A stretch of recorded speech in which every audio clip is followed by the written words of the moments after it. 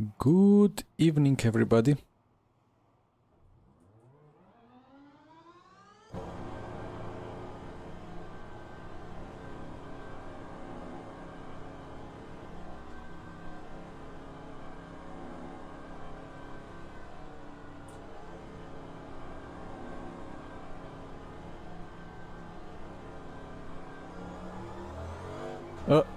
Where is... Oh, what was that?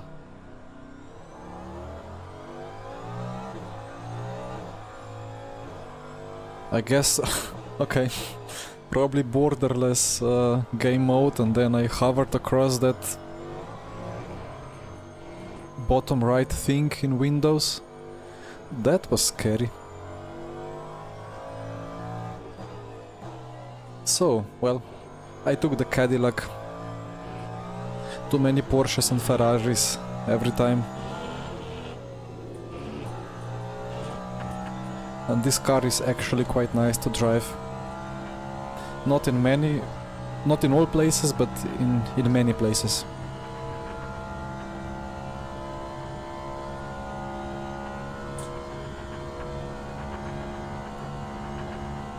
Oh, and my mic is working correctly again. I don't know why on half of streams there is more audio on the left ear than on the right.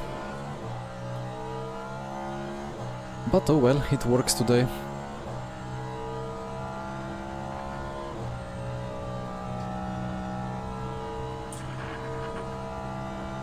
I have moved the HUD a bit closer into the center of the view, but I think it looks worse than before, but whatever. Still a little bit of a clash with Rafa logo.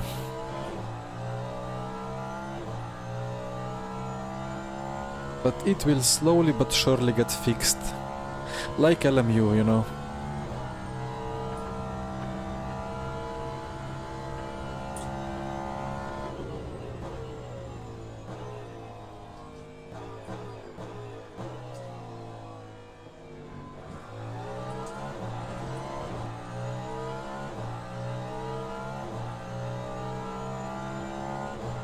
I hope the game performance will be alright, because it's full grid at Le Mans and it's gonna be whole day.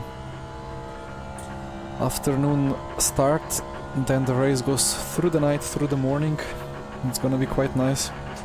Well, the frames are stable. In these conditions at least. Split O. Nice.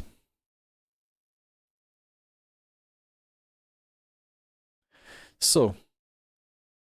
This should be 15 minutes of quali now.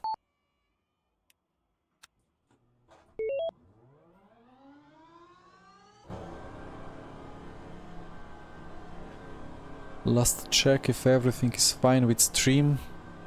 Is the volume a bit low of the engine, maybe?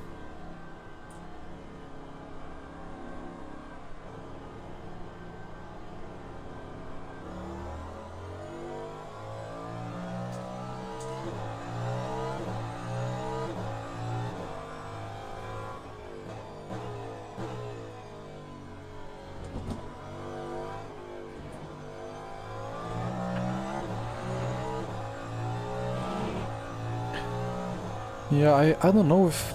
Last time I had a little bit of a setup bug, so thank you, Christian. Did I say setup bug? I mean the game bug, where I needed to relaunch the game, like sometimes in RF2 times, where the engine is silent and you can just hear wind and a little bit of rumbling. So I can do it like this. Should be a couple of more decibels on the engine now.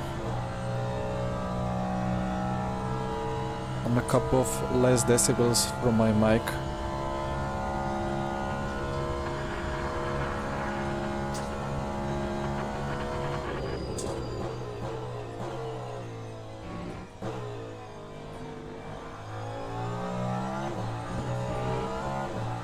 It's good now, alright. Good to hear.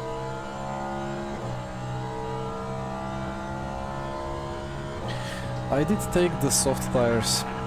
And I have seen that in that beginner Michelin thing on the competition system, many top laps in quali are usually on mediums, but it's times 7 wear, so I wonder how it's gonna work here. Track is 31 Celsius. Well, the colder it is, the better it is for softs, of course, but let's see.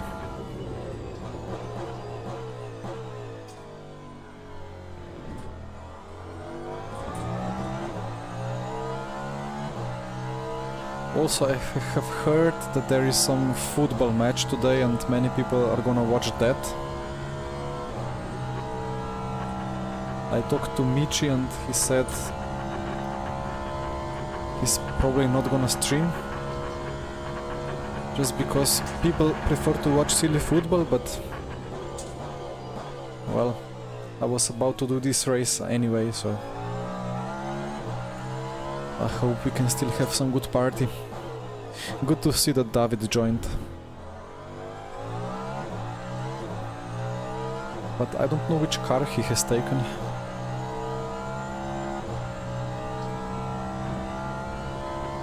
Ah, so the tires are struggling to get up to temp a bit. Like at this point, when I practiced offline a little bit before, at this point on outlap, tires were already 80 plus all around. Now it's 75. And it was like 6 Celsius hotter track.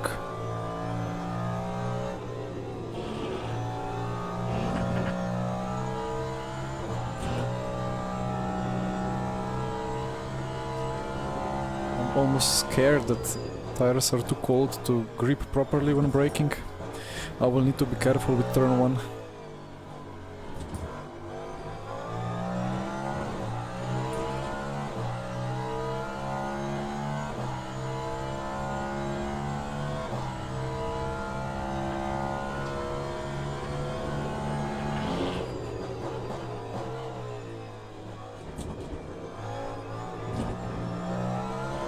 Yeah, some tires started to complain with the braking, and I was very safe.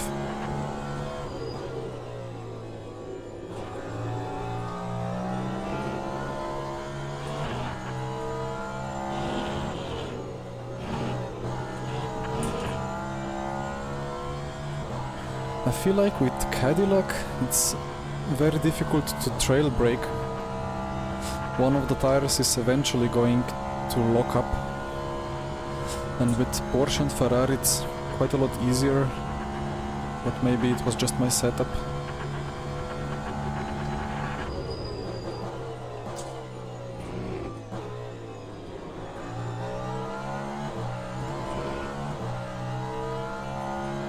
And despite that, this car can brake very late compared to other cars.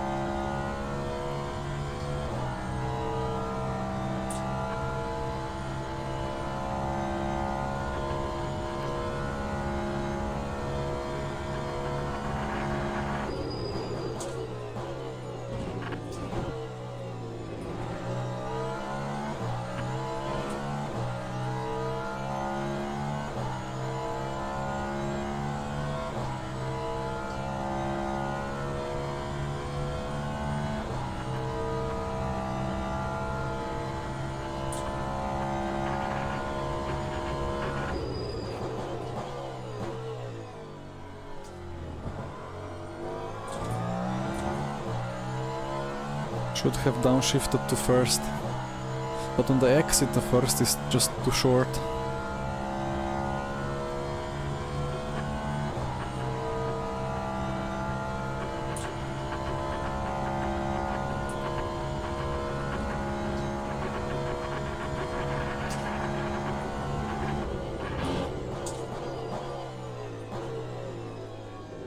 Yeah, like that, front left just locked up a bit. And I was not really pushing it.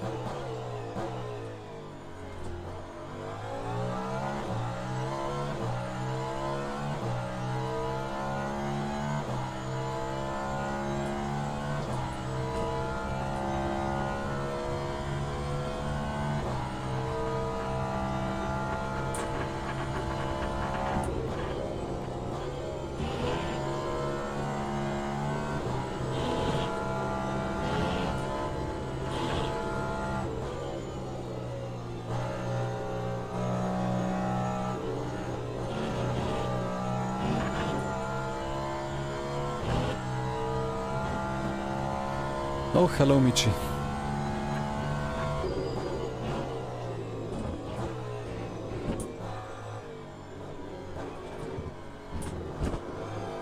Oh, it grips that anti-cut a lot.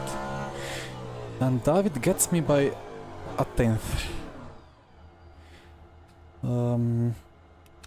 Well, one more attempt. Or should I fuel for 2? Nah. And he's on softs as well. Ah, he has the Porsche. The car looks understeery potentially, but it's not, I don't think it is. Like, in some corners on that lap I had to counter-steer, like Tertre Rouge exit onto the main, on the long straight. The rear snapped a little bit.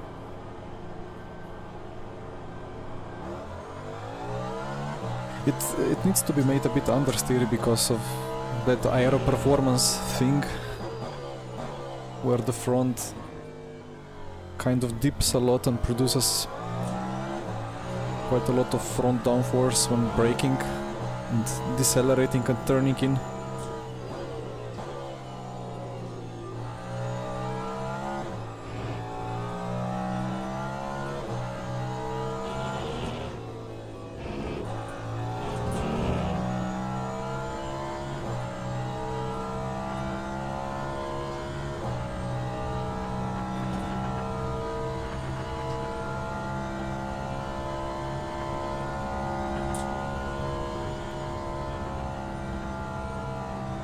Need to turn on my biggest fan.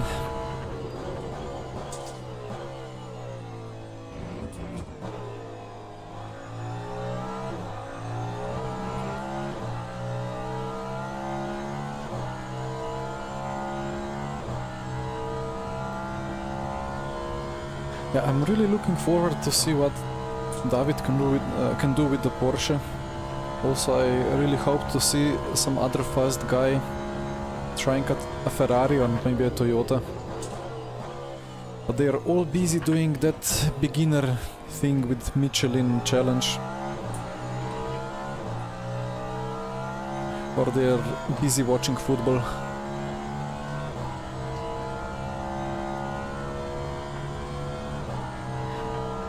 Mitch, you'll be doing this race on Monday? Or you mean the Michelin thing? Michelin fake challenge.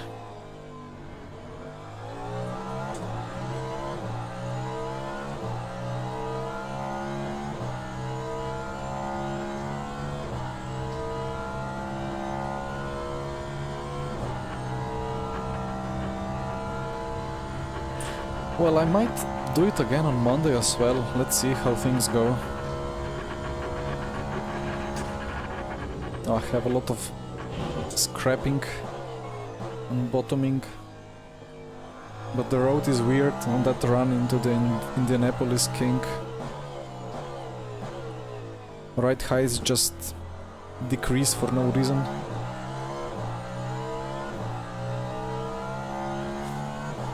Well, Michi, let's see. I have done better time in practice. But it's a long lap.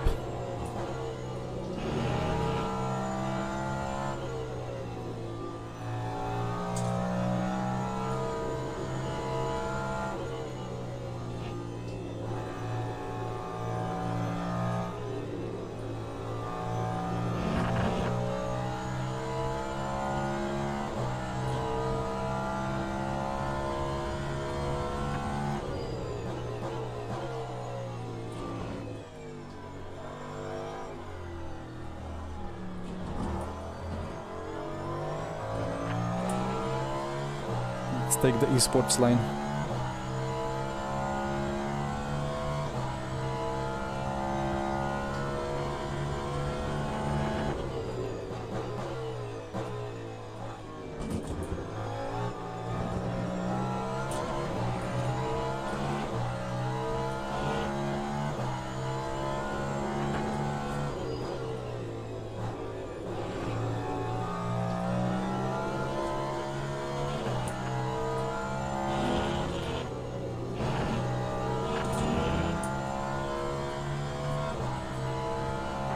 I needed to go back onto throttle just before apexes, both into the first chicane and into the second one.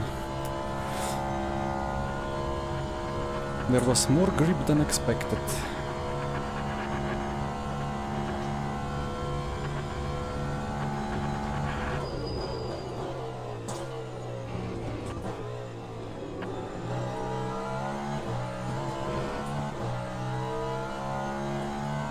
That curb caught me quite a lot at the apex. I was fearing it's gonna scrap the plank. Do these cars have a plank at the bottom? I don't know. The floor.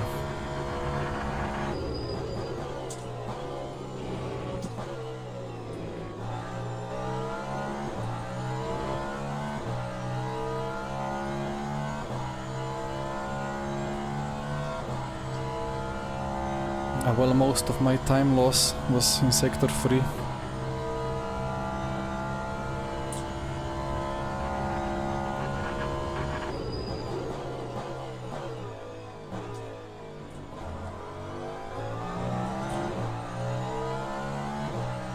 That was a beautiful short shift.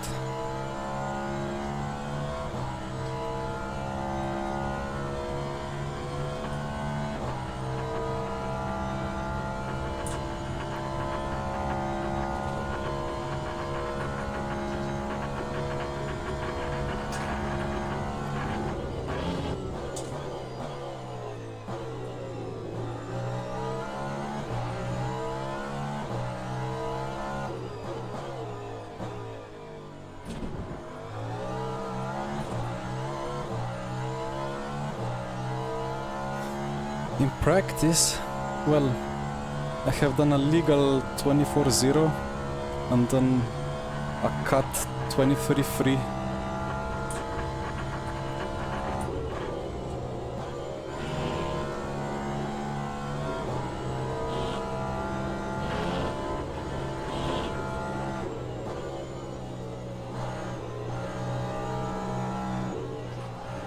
Oi, oi, oi. Not a cut.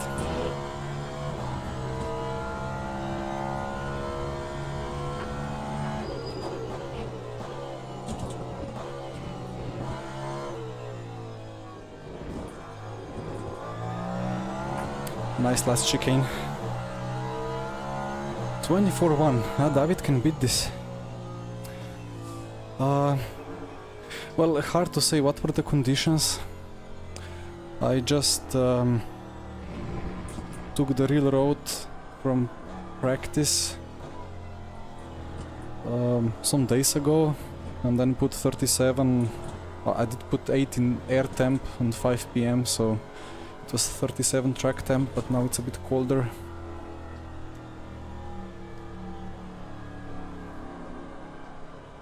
Yeah, I mean, I think if we go into esports, then all the cars will be able to do 22s. Is David still on his lap? He is, but he's not improving. Well, that's a pole.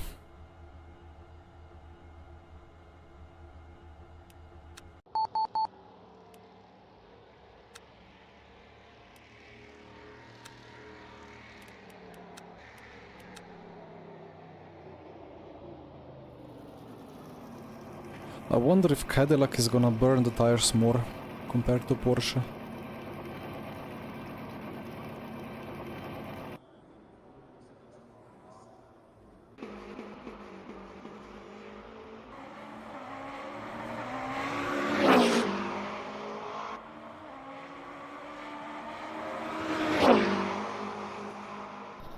Ah, Daniela with Cadillac not far back. And then nothing in 25 and 26 and so many 27s.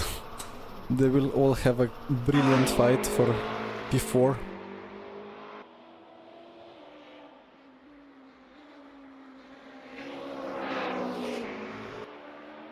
And then, oh, they have Astons there in GTEs. They will have pretty nice fight as well. Many good drivers in there.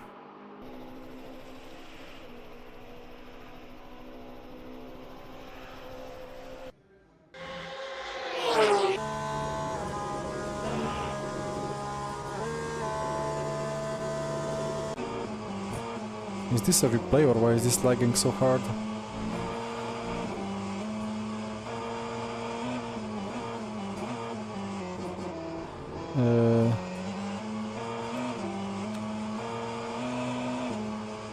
Live? Ah, it was a replay lagging, okay. I got scared for a moment.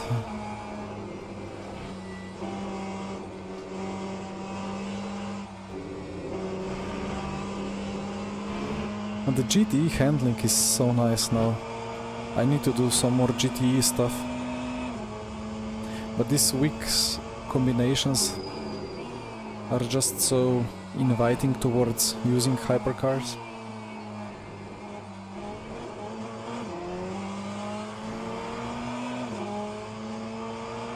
Where is the lap time?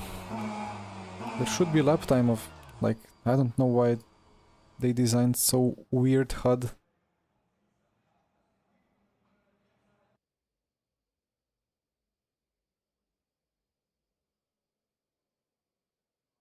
Ladies and gentlemen, please start your engines. 26-0, but you cut, yeah. That last corner is so tricky. It's easier to cut than in RF2 somehow, I don't know. And then you cannot really, like, you need to cut the left one more so you can avoid the anti-cut towards the right. Which you could have taken in RF2 because the tires allowed it. But now, especially with Cadillac, like, every time I try to touch that thing, the anti-cut in the last corner, I just have, like, the biggest snap ever. It's a bit better with other cars, but still not good to take it. And then there is no good visual indicator in the left apex of the last chicane. Like the anti-cuts, you can use some of them, but not all of them, and then you just guess at which point you can take the curb.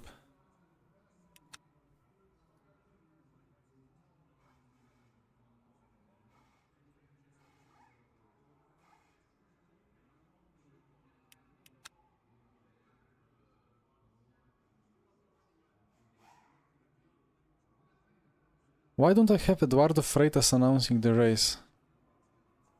Is that a thing?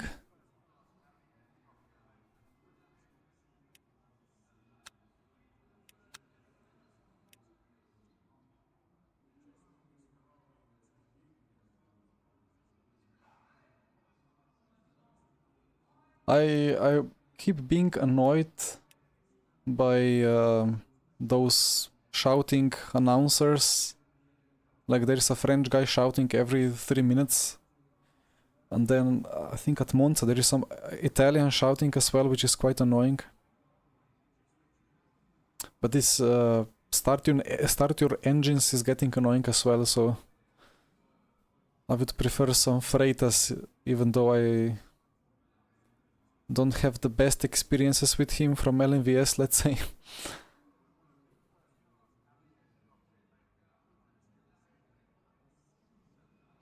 Daniela on softs. I mean, the track is going to get colder and colder, but let's see.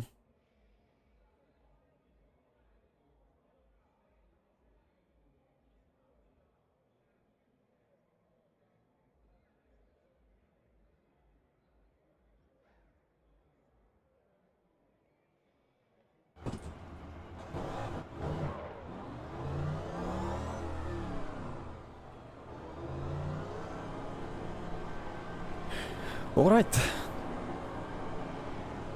And the virtual mirror is bugged again, or still, like it's squeezed together.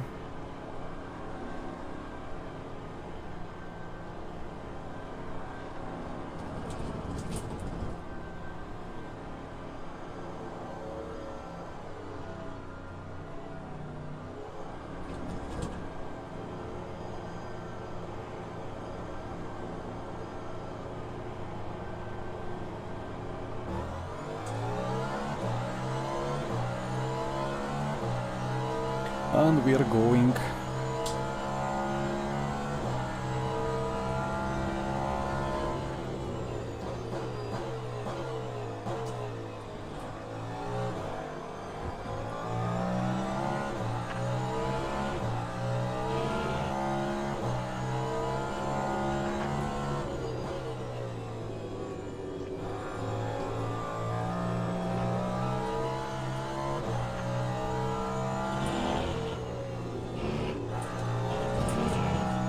Now this is the corner where I think the Porsche gains the most. I compared the apex speeds through that Tertre Rouge kink, and Porsche just goes 3 kph faster than both Ferrari and Cadillac.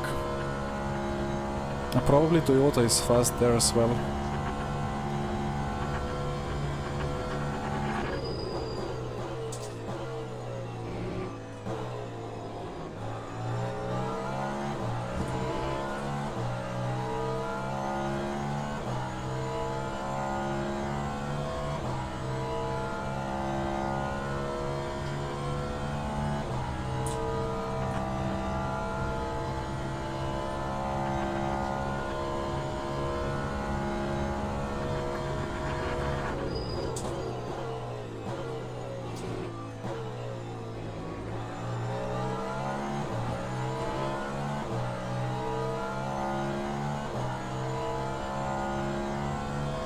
It's going to be my actual first day to night transition experience for me in this game. I hope my PC survives.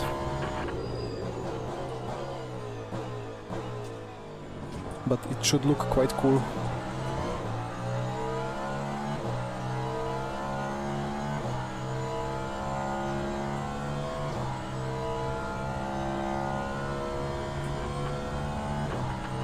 My FPS 132, 130, 129, already not able to produce the whole 137 which I have set.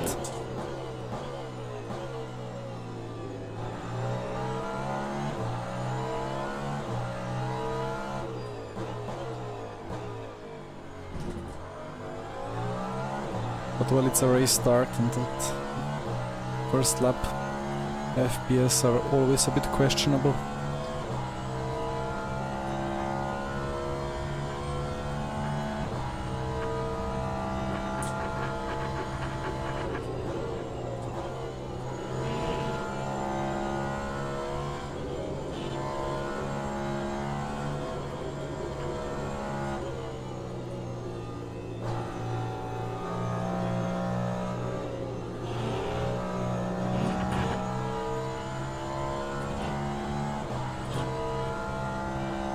I think I'm not doing the whole race on this tire.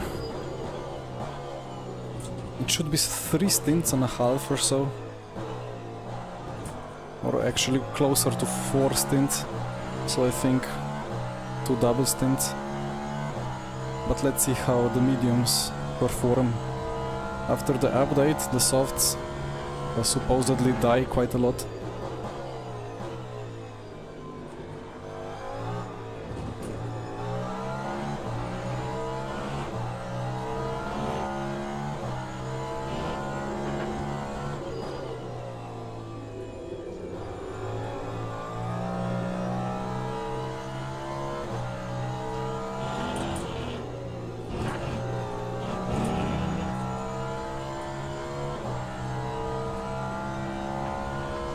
%98 after 2 laps on mediums, after 1 lap.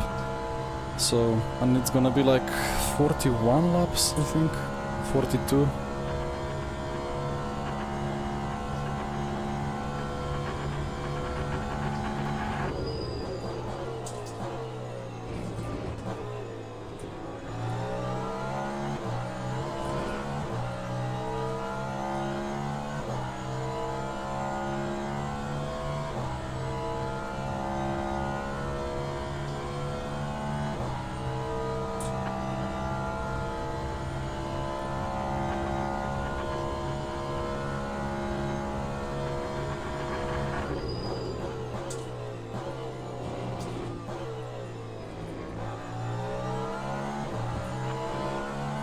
I wonder if David is going to save for an extra lap.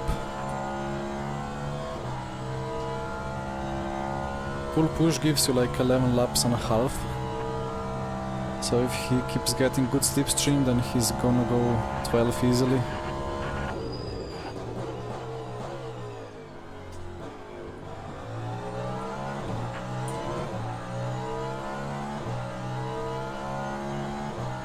And the Porsche is quite strong on the straights and in the chicanes somehow. and then Cadillac pulls a little bit of a gap in Porsche curves, ironically.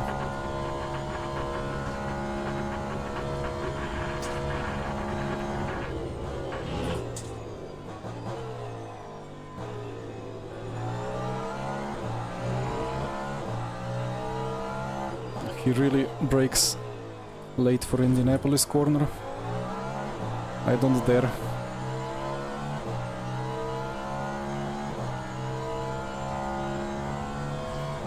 Yeah, hard to judge with that 7 times wear. But also tire change is just 12 seconds, so it'd be easy to gain.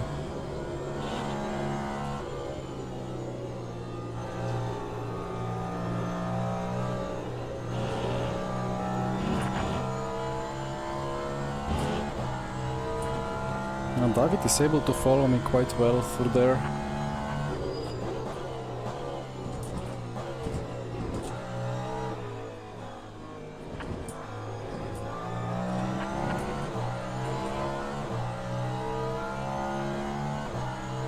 .26.8, that's not fast.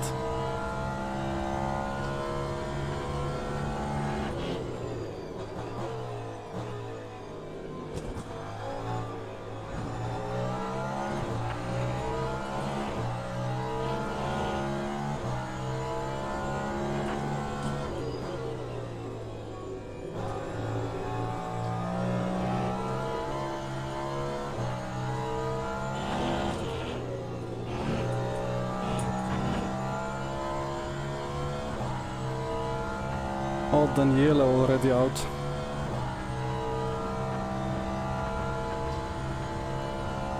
He was the other caddy.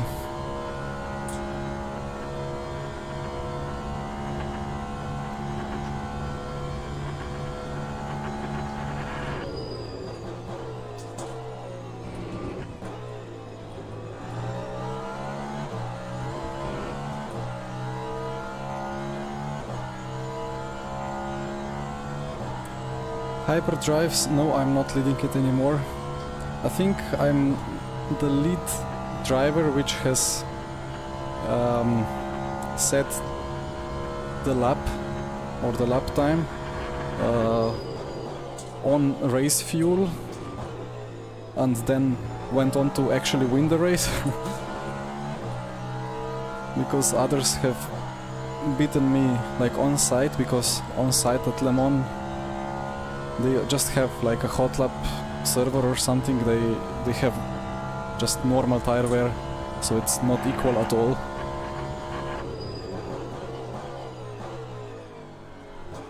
But I have seen people in online here on race control supposedly like abandoning quali, starting from the last, doing a very slow outlap and then having,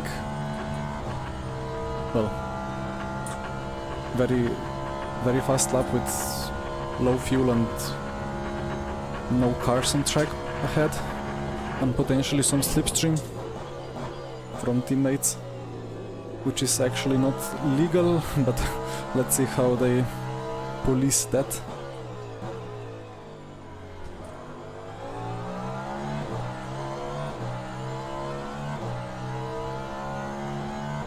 And then the prize is really good, like the overall winner gets the Isotec La Prima bundle, so like the top tier of Isotec, which is quite valuable.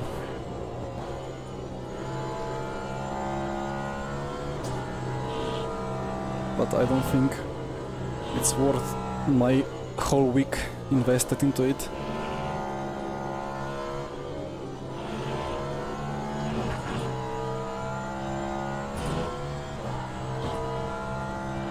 I mean, the whole spirit of the challenge is very dubious.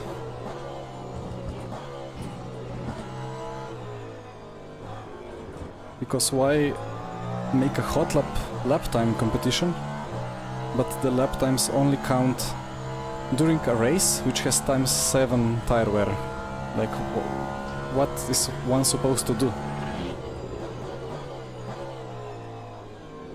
driver rating sacrifice is like necessary. Like everybody just needs to sacrifice it and take it as a quali session instead of race session, and even then you can set a crazy good lap time. But there will be people on site with different weather conditions, and just times 1 tire wear that can easily go half a second faster, and then all your sacrifices are in vain.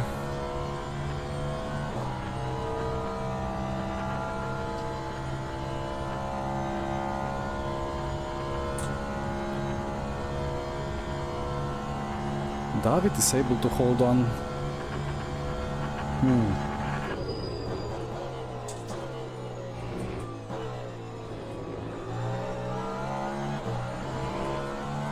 He's going to do 12th.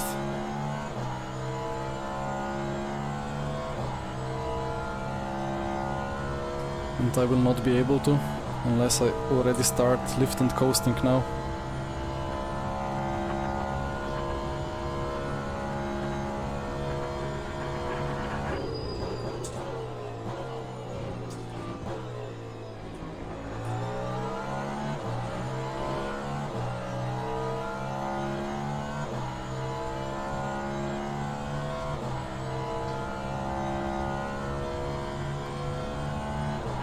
No, the rule book and everything is like I don't get it at all.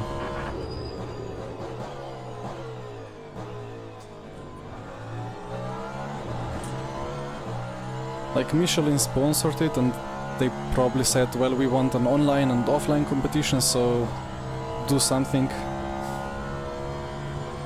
And then people at LMU probably just had to take everything word by word and just do it as Michelin said.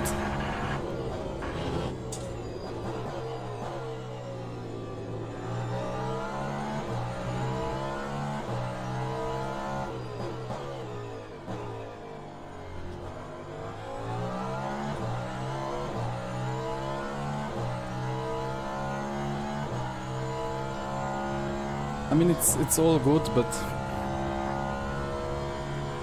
they should make just quali lap times to count, not race lap times then towards that competition. And to be honest, all the prizes are like doubled. One set of prizes for the online, one for on-site, except of that Acetec bundle, which turns out to be the most valuable, so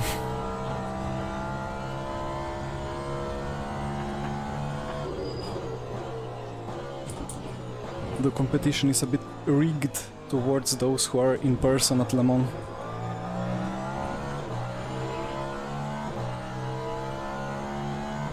But I mean, better to have something than nothing.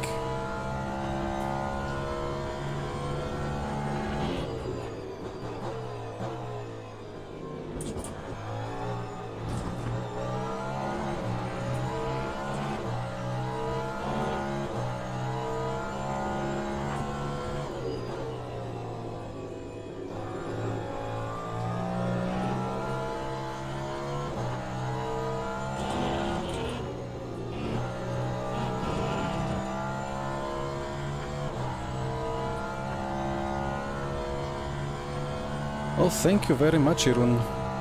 Much appreciated.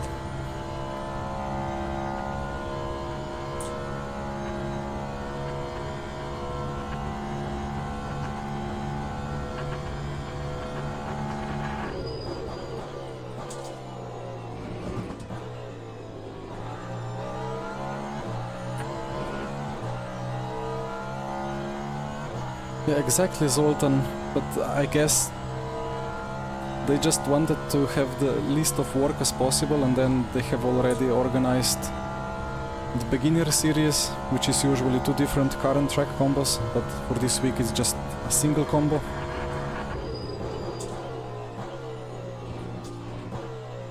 And by default it just counts the race lap times into the leaderboard, and then they probably just called it a day.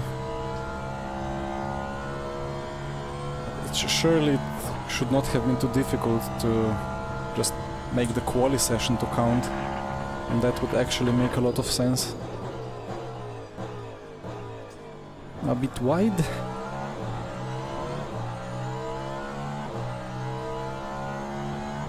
David is dropping off a little bit.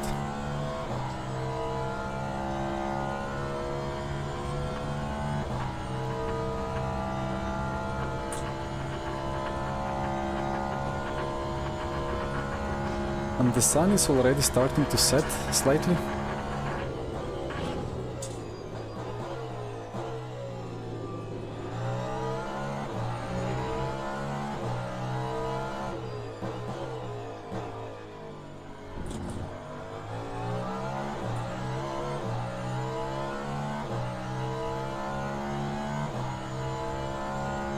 The last time I checked, we had a bit of a laugh with mates in Discord, because on the leaderboard P1 guy is Tom L, which could potentially be Mr. Lartilu, who is part of Race Clutch, who is supposedly organizing the whole thing on behalf of Michelin. So maybe that lap time will not count at all.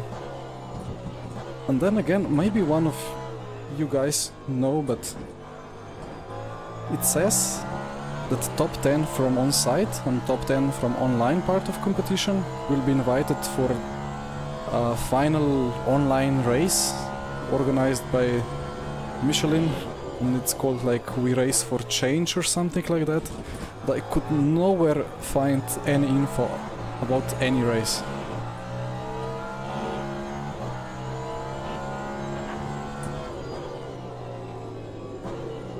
Bit white. David will be in my toe again.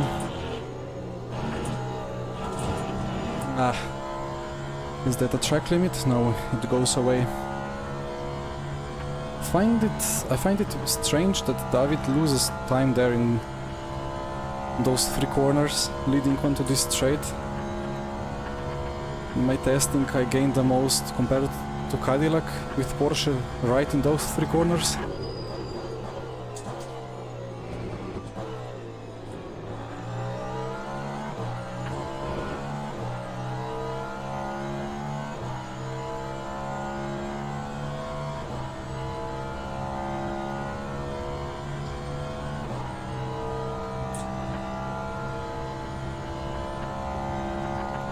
The car balance is quite good, like the tires are in the perfect temperature window.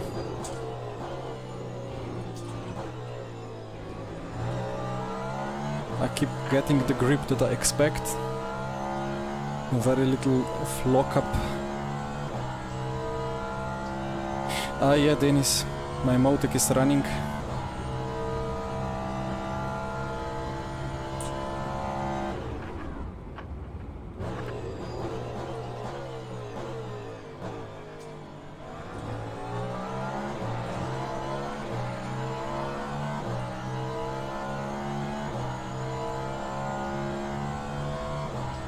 I cannot see anything.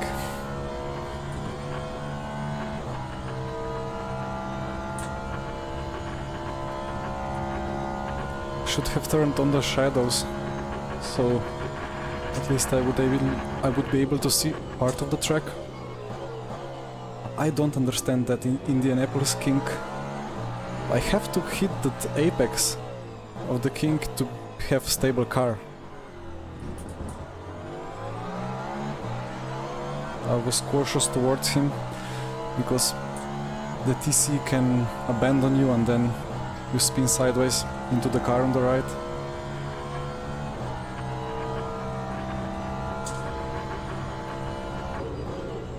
Oh, David will not get held up.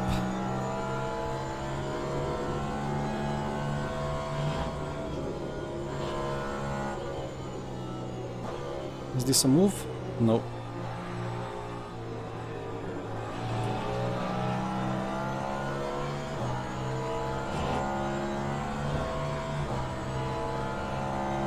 Slightly unlucky.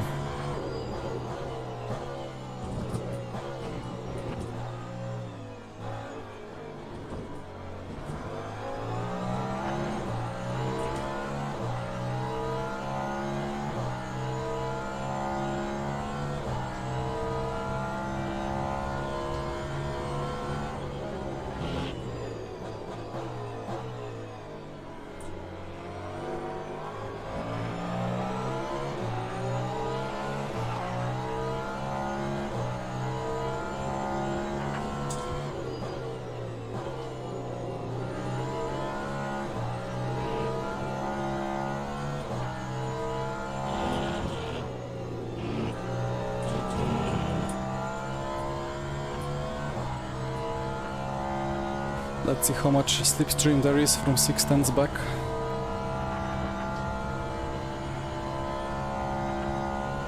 They need to put 2 decimals into there, it's so annoying to have only one. And then on my dash, this is actually not real seconds.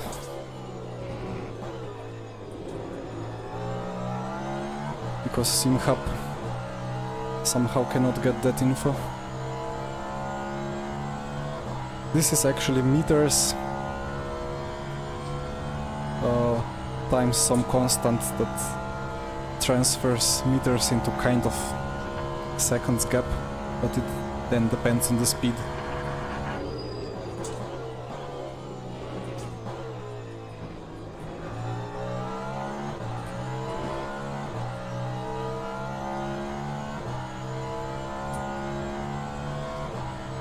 Yeah, hyperdrives. I keep reading it and I keep wondering how is it possible that there is so much drama within first 20 minutes of the very long race.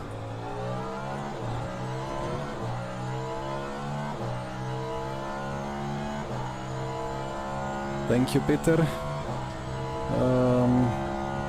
Irun, I don't have anything else at the moment. Just the in-game stuff.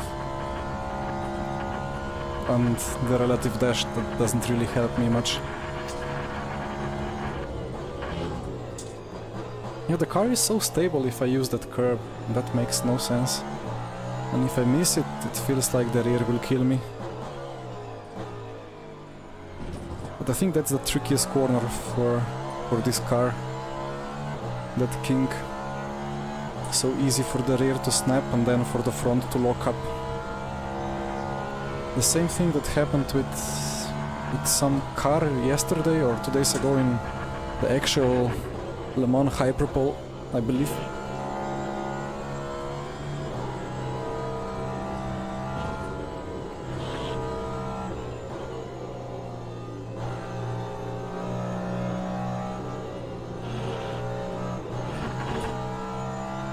I do have a hint of understeer.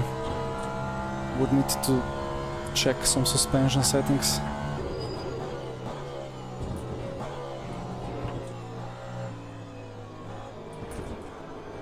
But like here, in low speed, it likes to rotate. To be honest, I could go into ERBs and put +1 rear.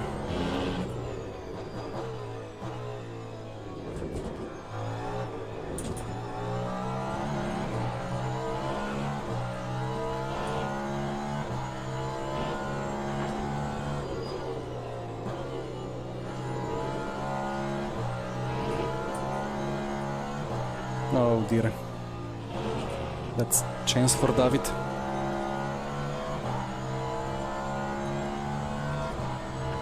Although maybe I try with -1 front rather than +1 rear.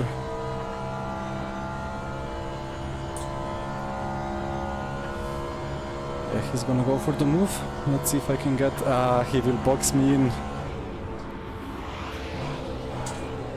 Dirty, dirty. No, not dirty. Clever. Sorry for the dive, GTE, but I kind of wanted to take the slipstream.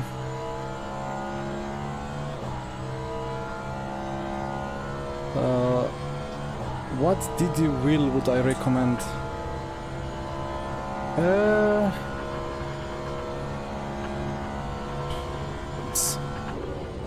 Wait, let me first not crash into that Aston.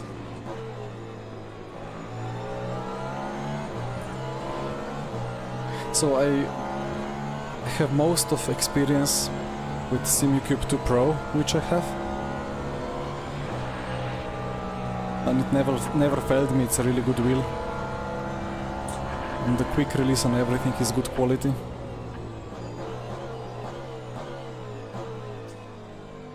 And I never had problems with either USB connected wheels or Wi-Fi connected wheels. Apart from that weird on-off switch on the specific wheel rim that I had.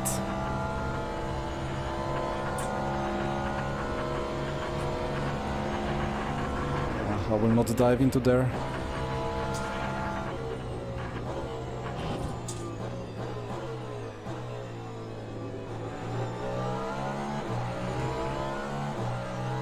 So yeah, Simicube is good. I don't know how much is Simicube 2 Sport different. I forgot. I think it's 18 Newton meters.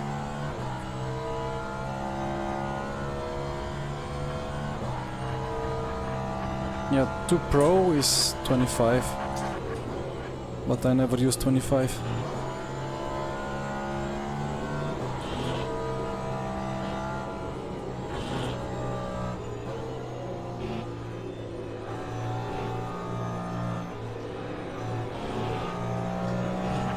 But then, like, Ace Attack is not bad, apart from the quality of plastics. Ace Attack is kind of Simicube. They have the same motors and software, I believe, or very similar. But Ace Attack is covered in plastic, and those quick releases are kind of full of plastic, and I don't really trust them. I will not buy it for myself as a professional sim racer that races way too much. But again, Ace Attack is good. At Maastricht, when I was there this January for that Sim Formula Europe competition. Wait, one moment. Ah, lucky David. For that competition, we raced Porsche Cup car, and I had more FFB on site compared to home. And David, who is ahead of me, was actually there as well, and we had similar thoughts. And we were wondering why is mid-range Ace Attack, because I think we used the Forte wheelbase. Why does it provide better feedback than Simicube 2 Pro? But yeah, we never realized if there is any difference, but it could have been that the plastic wheel rims, well, I don't know if they are fully plastic, but they have some plastic, I believe, but they are significantly lighter than the metal, or oof, nice snap, the alu rims that we have at home. This Porsche one is actually really heavy, but most of the mass is in the center, so rotationally it's quite good. But yeah, the lighter rim could have just been the cause for providing more responsive feedback.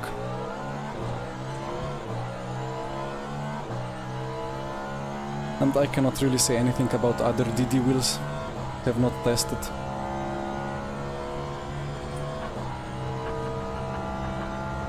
I would probably not go for Fanatec. 95% of people that used Fanatec and that I knew, which is sample size of around 15, all had at some point significant issues with drivers, like software, or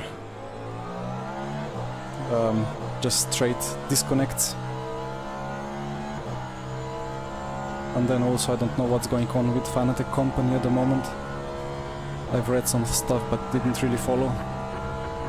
And we are getting stuck behind the P2 here. And he's going very slow.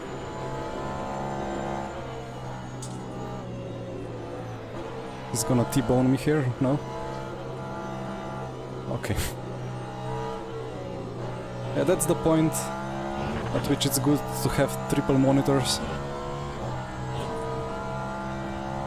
Although comparing to real life, they don't really have that lateral visibility.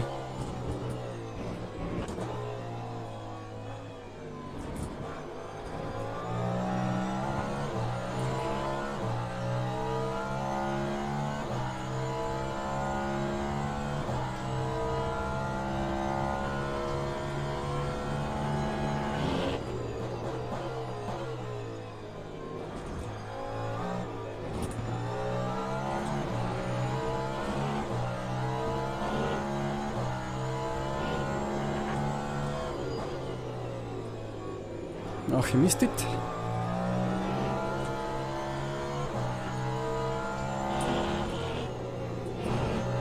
And I nailed it. And my slipstream is back. I'm looking at my fuel and energy calculation and I don't know, it kind of looks like I could maybe stretch it another lap.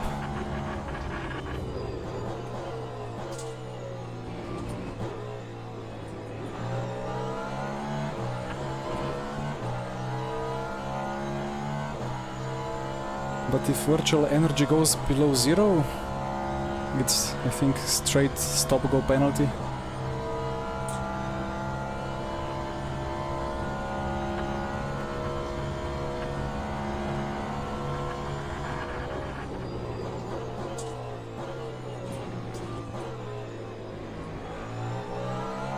I see David lifting just a little bit, no clutch and coast.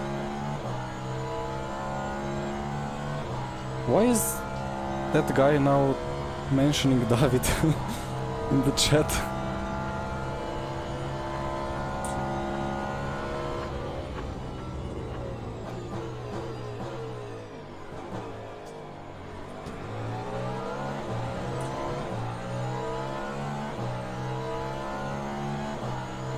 And we have some clouds. Suddenly it's very dark.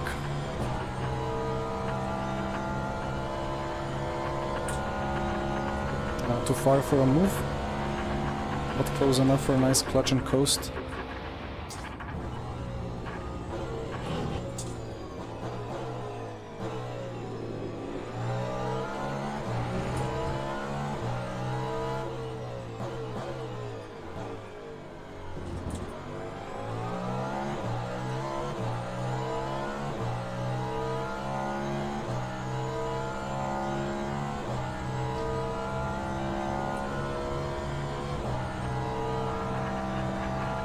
It's quite nice that when there is day to night transition, there are no more abrupt lighting changes like they were there in RF2.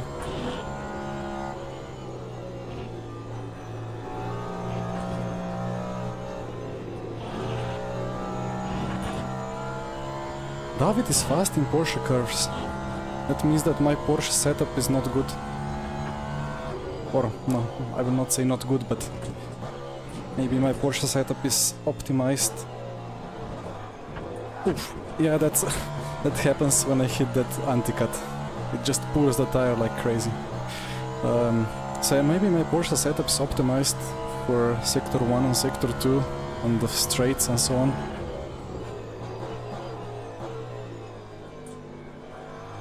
And now it's dark and I missed my braking point.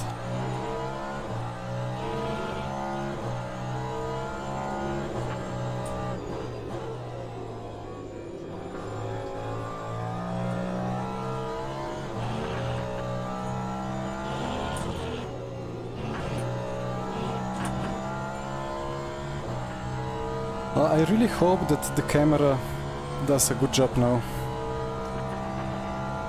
Maybe the backlight behind the monitor is a bit too bright.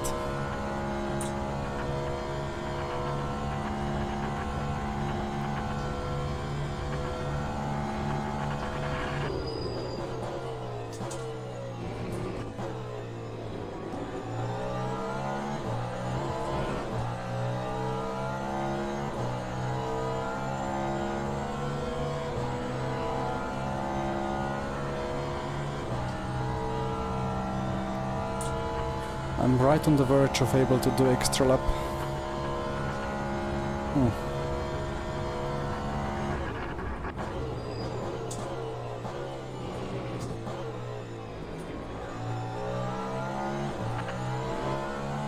David messed up a little bit. A bit of tow will help.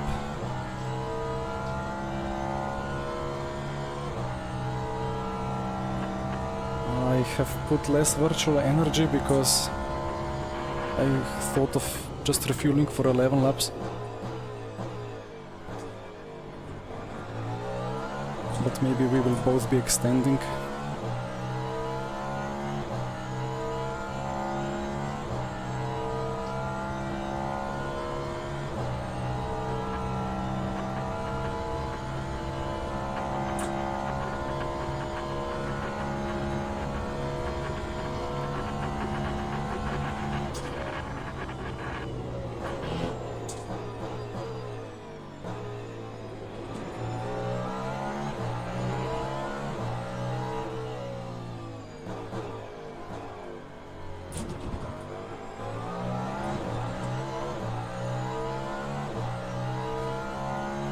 Thank you, Ishil.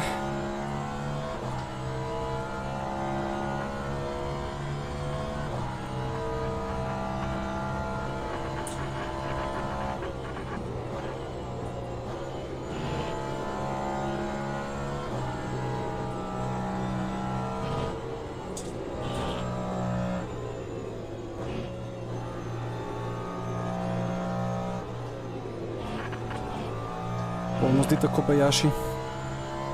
So 8 point. I need to go for another lap.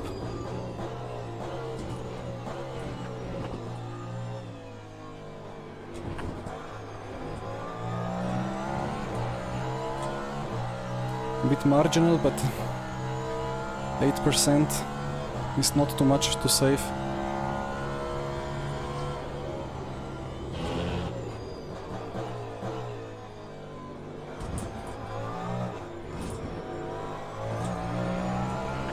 Oh, that was a track limit.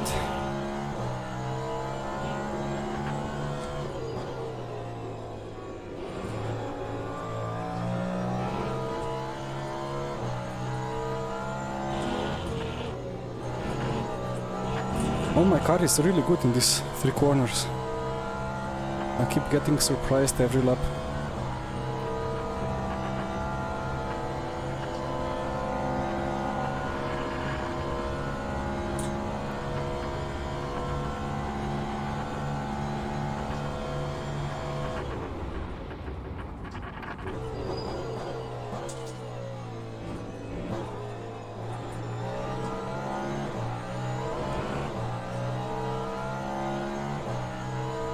Good afternoon, Joao. I did not see the hyperpole.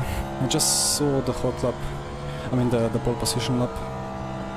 I must be a bit safe now with the energy, or rather with the fuel. No, no fuel, the battery. Because LMDH must have battery during pit stop, otherwise it's DNF. And I need to keep saying that so I don't forget. So let's charge it up. Do I ever use that fuel target calculator? I don't even know which thing exactly is called fuel target calculator. Ooh, David is wide. So that's gonna be a great tow. And I don't have any energy or fuel to go for the move, so I just stay behind.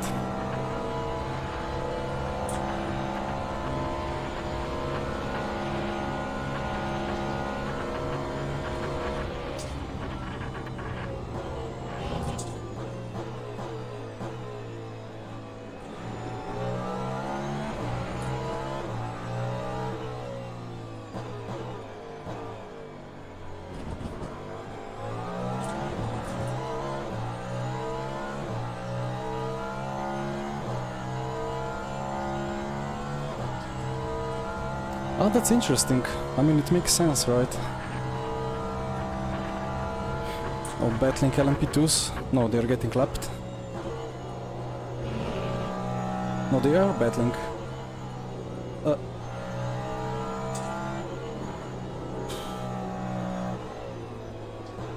Not the most comfortable experience.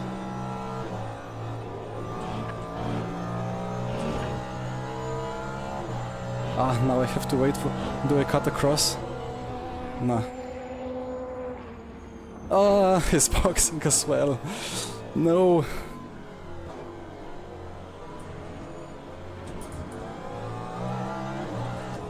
Alright. Thank you. 0.6%. Ah, I could have gone across him if I knew.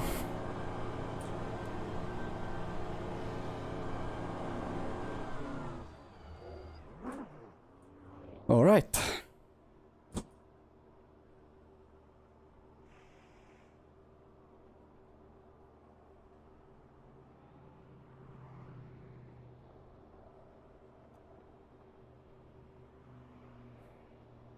And now the car ahead. If the car ahead does not exit the box before me, we will see the beautiful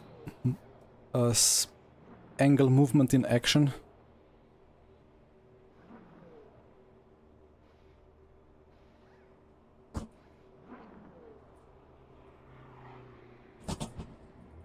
I didn't. I was not close enough.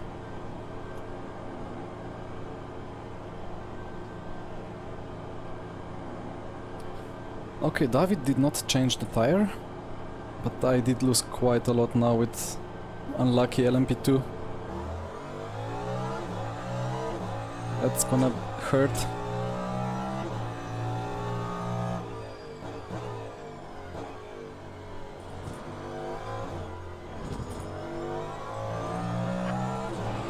Four seconds.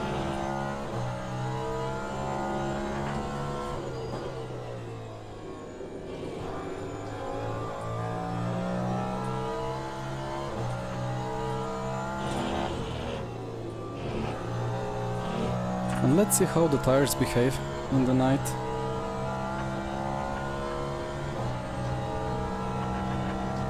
And before I start monitoring the temperatures, let's set the strategy.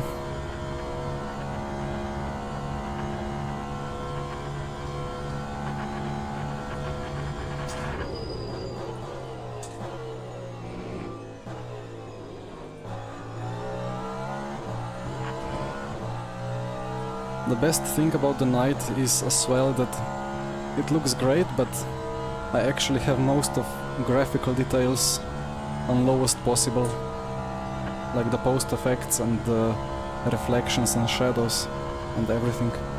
And if the PC allowed me to use more,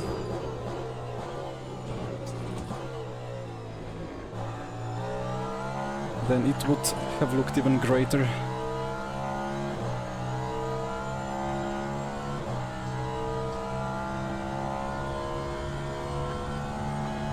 So the tire temps are a bit low, in the 70s, so grip will be lower.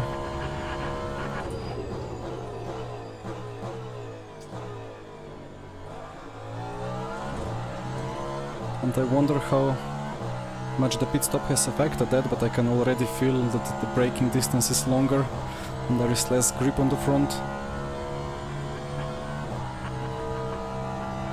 And I hope I don't need to figure out that there is less grip on the rear as well, especially in these corners that are upcoming.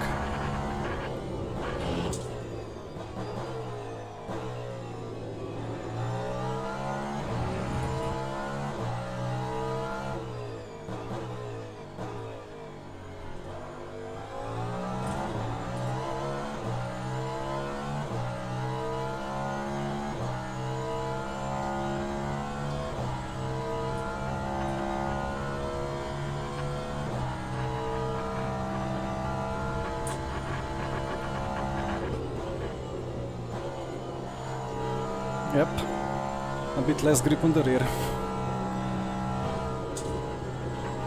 But the stars are nice.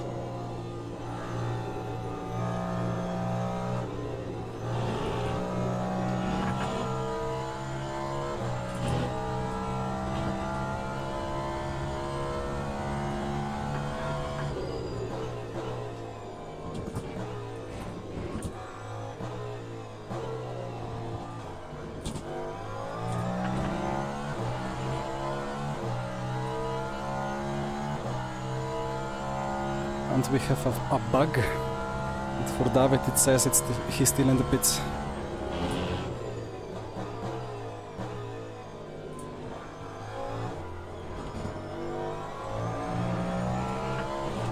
I am gaining time on him.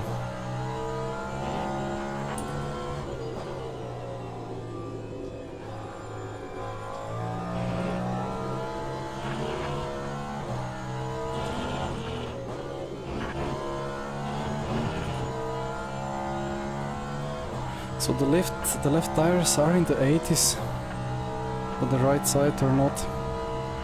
I mean, I don't really know the exact good range. Supposedly like 90 to 100. But I assume that these temps are already in the range where softs would shine.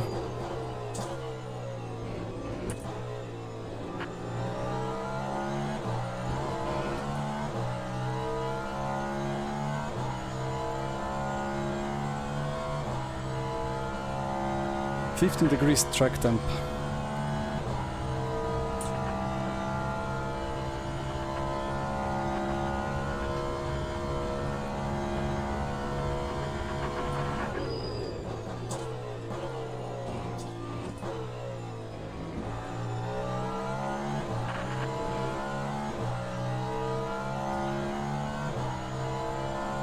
So then I wonder if it makes sense to overload the tires a little bit to get more grip towards the end of the corners.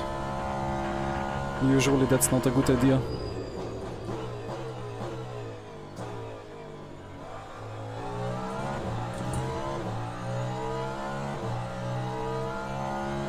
My frame rate is somehow holding on. 134.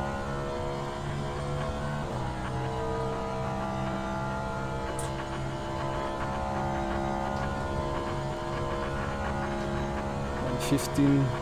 Yeah, that's alright.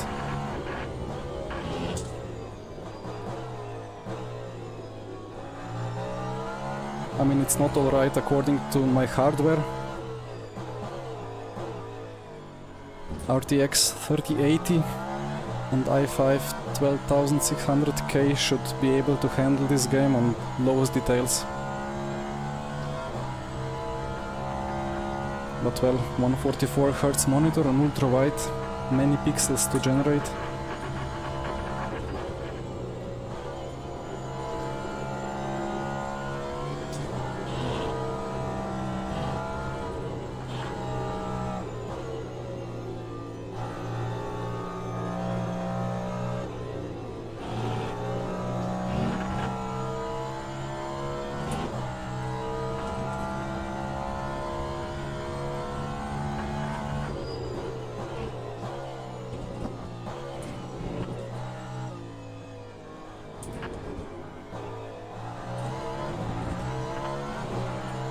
A little bit of a mistake, but at least I avoided the cut.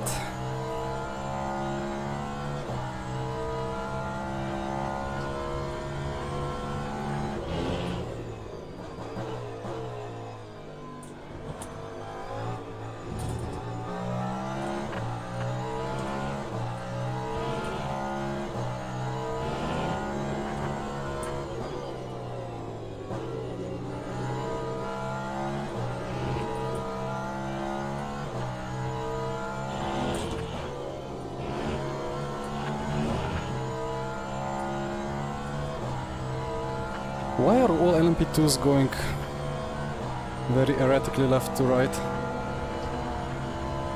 Every time we meet a LMP2 it's just like vroom vroom vroom, like what is this? Do they all have damage or what?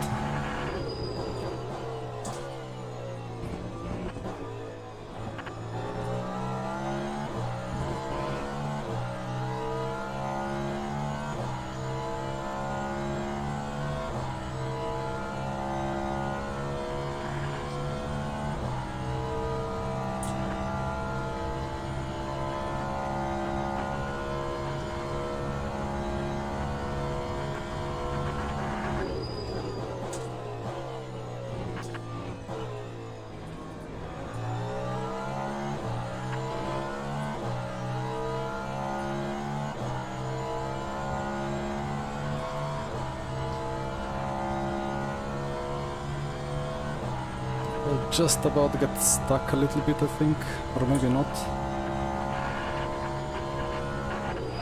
Oof. Come on, unlock, unlock, unlock, unlock. Wow, okay. Don't unsafely rejoin. That was exactly like iRacing. No, not exactly. In iRacing it's impossible to unlock the tire. But I went off the brake and it just kept locking. That was really strange. But alright, I guess it's kind of similar as in wet, or when grip is lower you need to move brake bias to the rear.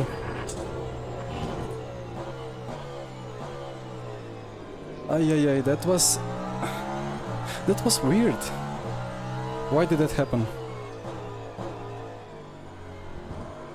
Just before braking, I told myself this lap I brake earlier than previous laps, so I don't miss the apex again. And then I locked up.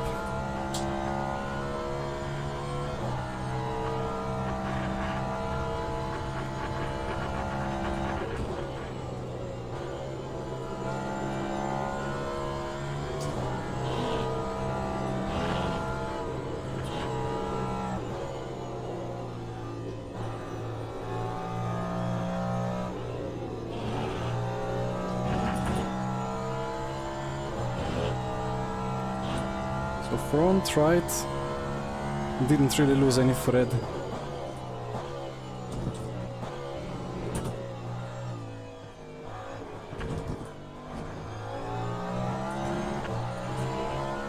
That's a bit wrong though, like it was quite a big lockup and I can feel quite some vibrations now.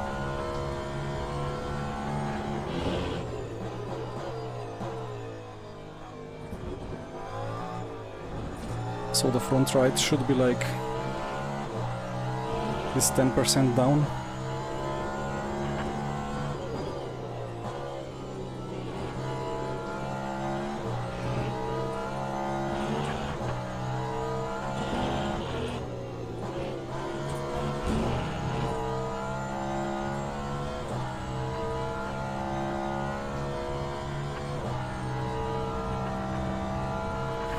Oh well, 7 seconds to David. Still possible to overcome that in 1 hour and a half.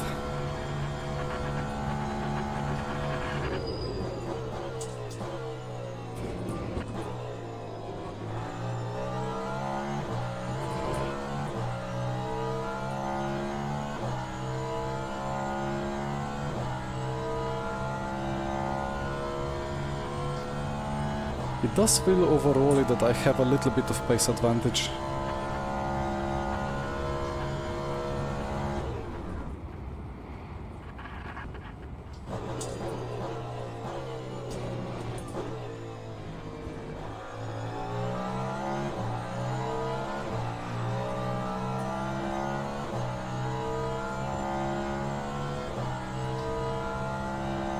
But I need some more traffic luck advantage.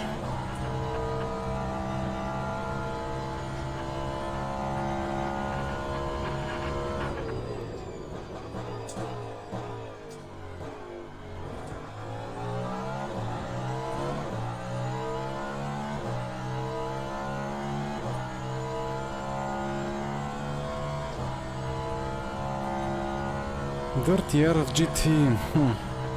I don't think I was that close to him and that far behind. I don't think, maybe 1% of the reason could be that, but hard to judge. I think it's just track conditions changing quite rapidly.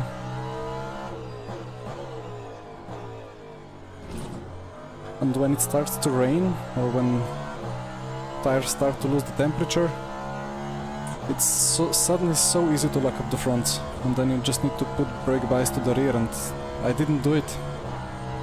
And I don't know how much to the rear I need to put it now, so just try to keep tiptoeing and slowly finding where is grip and where is no grip.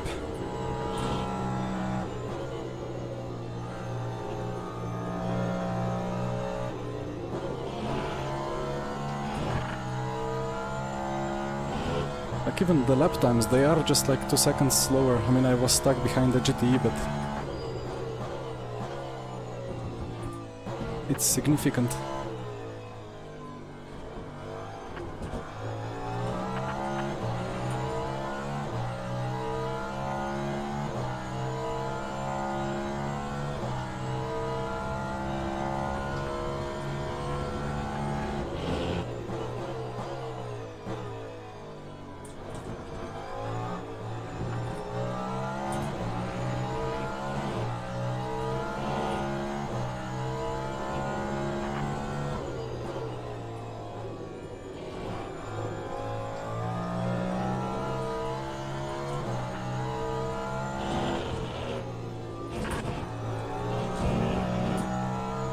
A bit too much of the curb.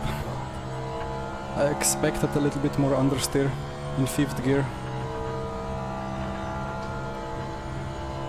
I'm gonna get stuck behind that Porsche, right?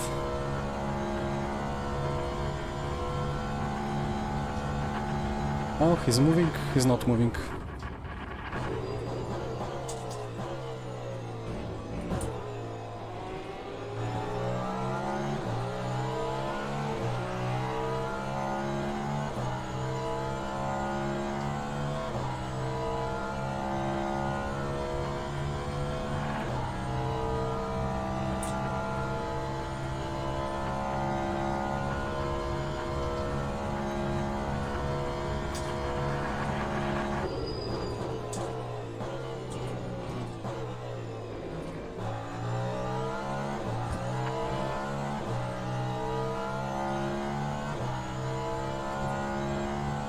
I can see him there, but he's so far ahead.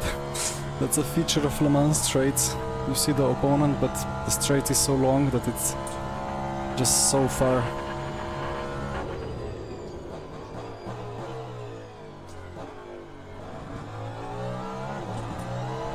I don't know if FFB is trolling me a little bit, but it still feels like I'm front limited when I try to push a little bit more on the brake.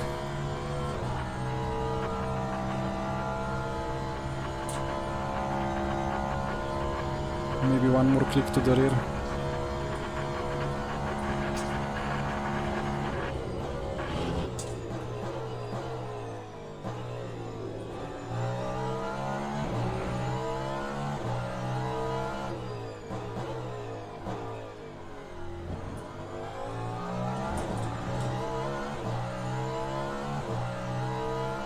And the bias is quite good now.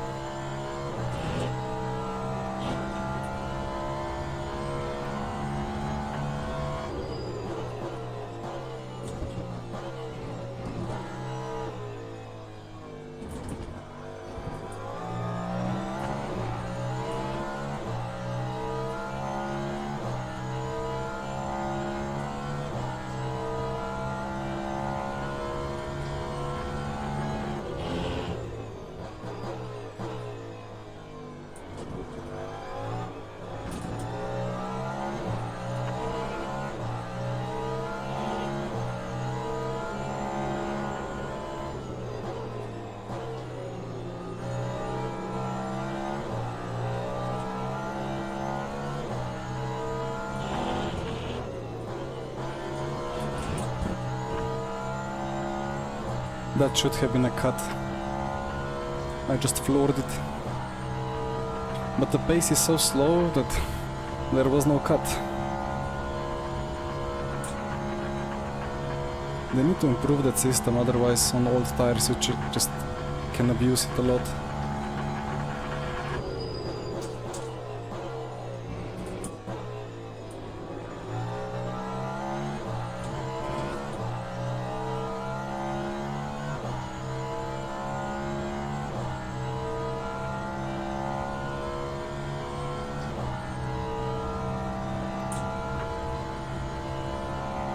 Alex, yes.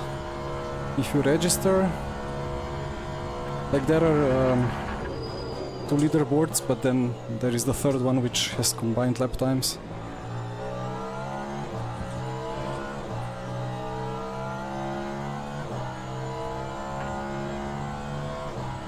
But the prizes are separated for one and for the other, except for the ACTEC stuff, which is just one set for the overall fastest driver. I think I know why I locked up before. If you start braking earlier into that hairpin, you are still in that kink section. And because you have a little bit of wheel input, front right will just easily lock up. But then if you brake later, you're already straight and it doesn't lock up.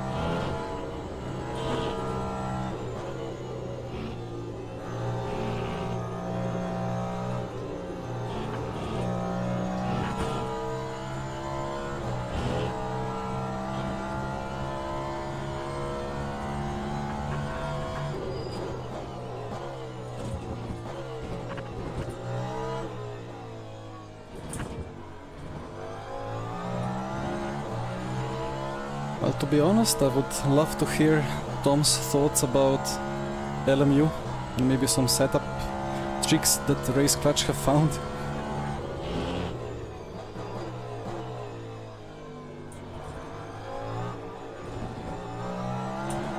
I would need a bit more than just to win the competition to get that esports info.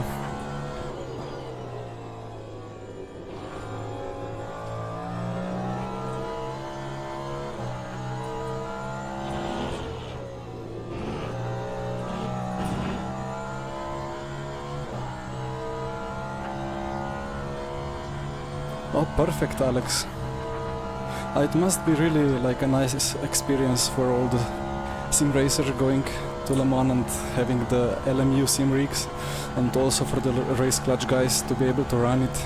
Such a nice opportunity.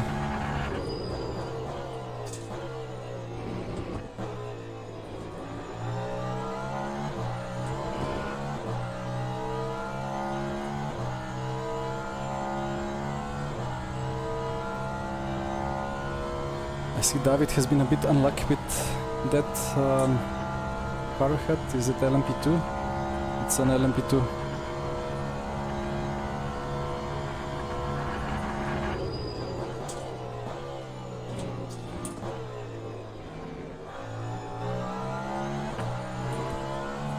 The rear is not happy. I could detach the ARB, but then I'm gonna lock up even more. Ah, very nice, Alex.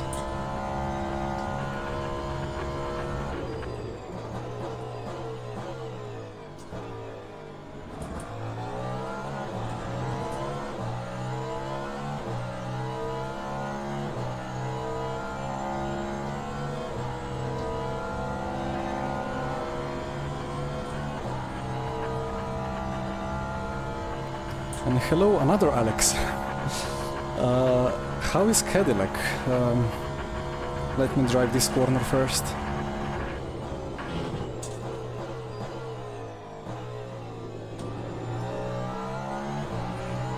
Well, Cadillac is a nice challenge.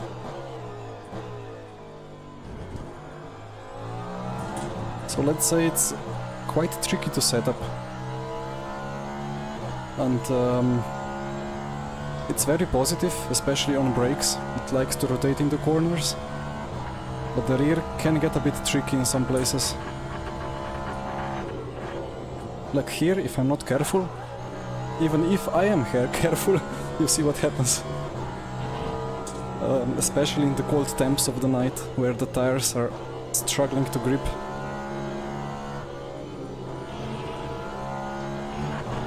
But if you take like a wider line, carry more speed into Porsche entry, then the car will just go off.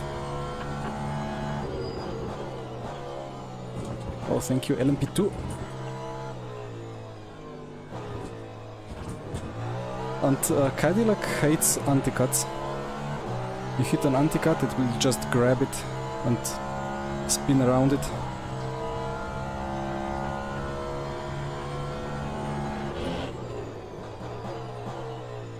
I think it's best on the brakes. Toyota is quite good on the brakes as well, I believe.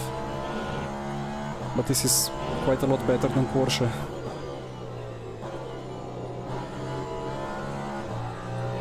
But it's not as good in high speed as Ferrari or Toyota.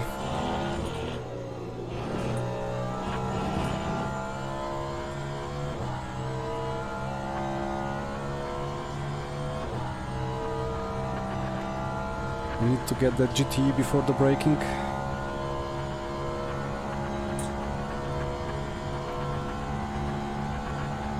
Very good.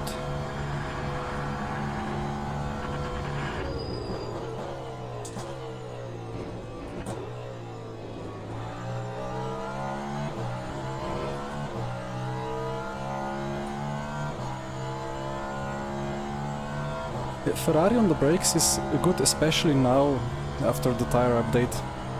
It had its issues going into slow corners before, but now it's rotating really beautifully.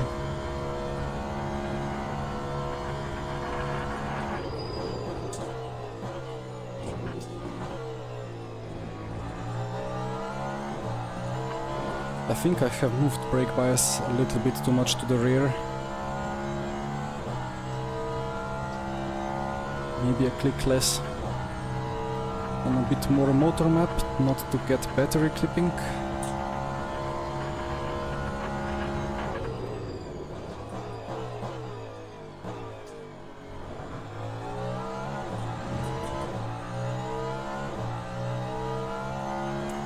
About BMW, I had the chance. Actually, I just did one outlap and one quali lap. I did two massive mistakes, and it was within a second of Porsche, which I have driven before that. And BMW felt really stable and easy to drive.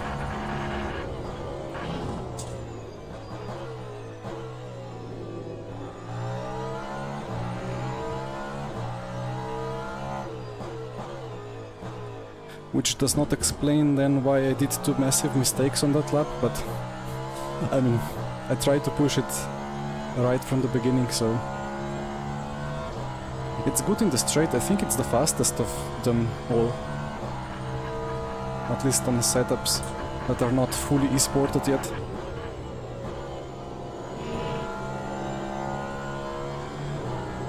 But overall the BOP seems quite solid, to be honest. And every car has its own pluses and minuses.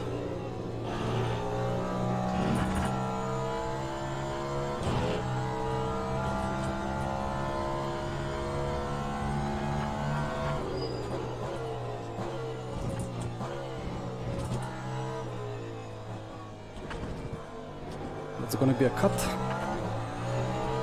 but that's fine.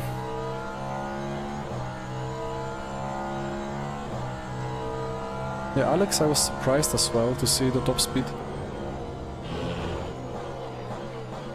Is he moving away? What did he do?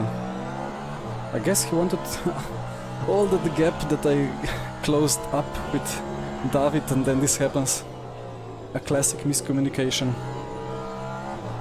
He was braking on the left side. I thought he was letting me through, but I noticed he's braking too late to let me through. So I went for a switchback, and then he stopped on the brake, stomped on the brake in the middle of the chicane, and I touched his rear. Because I don't know, did he... I mean, you don't brake in the middle of chicane, so I suppose he wanted to let me through there, but he could not do it because I was in his rear.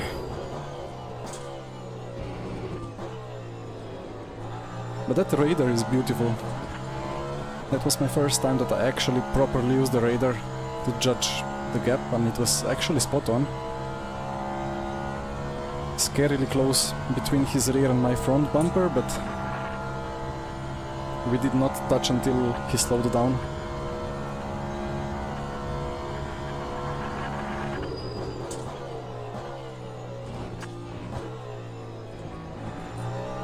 I mean, it's quite nice from most of LMP2 drivers, which seem to be proactively moving away when they are getting clapped.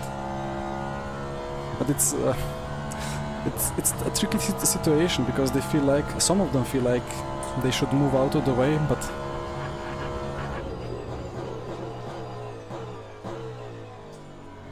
when you have a lot of experience from endurance racing and multi-class, you always expect people to just hold their line, and that then you have to find your way around the slower class car safely. And then if they move, immediate reaction is a bit of surprise and panic.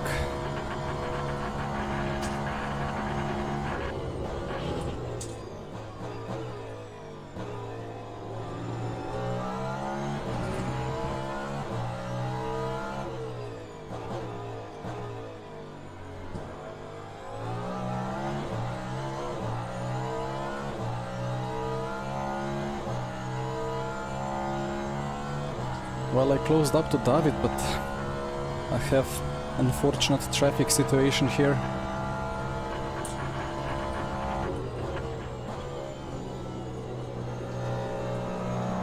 Alright, that went better than expected.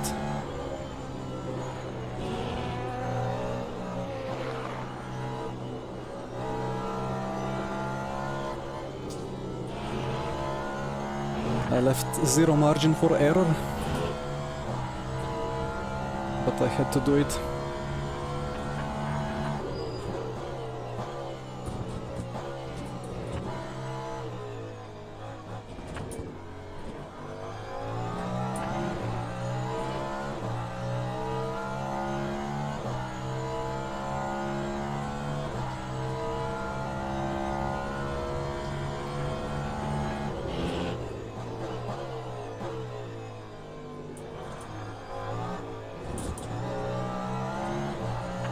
Yeah, I think people in RF2 and then consequently in LMU in general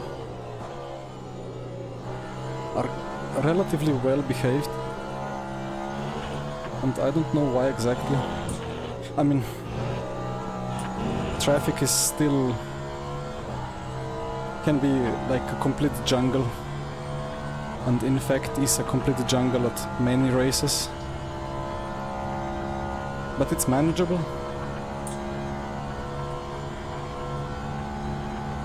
Well, I'm going for it.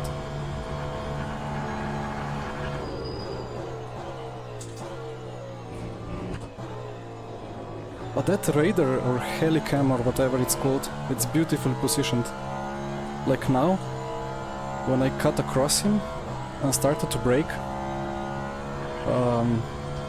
my normal reaction is, well, let's try to settle down the car and quickly peek at the mirror to see if the guy behind is out-braking himself, so that I can move out of the way if necessary. Because cutting ahead of somebody quite late before braking, while it's legal, it's quite risky, because they can easily misjudge the braking point. But now with the radar, it was already there, like I saw his car not moving anymore relatively to my car, so I knew I'm safe and I could concentrate on the road better. Oof, lock up again. Unlock, unlock, unlock. I don't get it. Why? Why is this happening? And now the gap is 9.5. Ah, so annoying. In the previous laps, I tried to straighten the car very early, like abruptly turn right and then brake straight, but it's still locked up.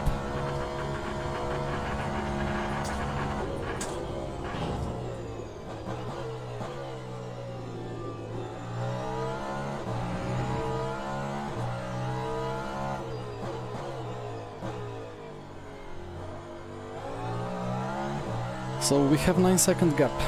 Half of that is unlucky traffic, and half of that is my inabilities to stop the car. I don't know what. I move brake bias back again.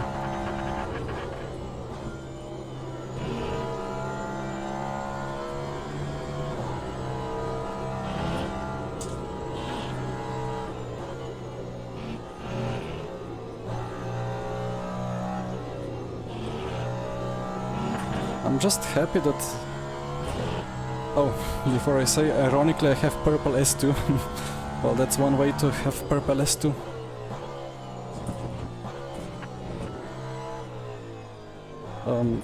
Yeah, so happy that the lockup or the flat spots are not like on the original RF2 tires, because if you locked up there, that was the last lap of the stint.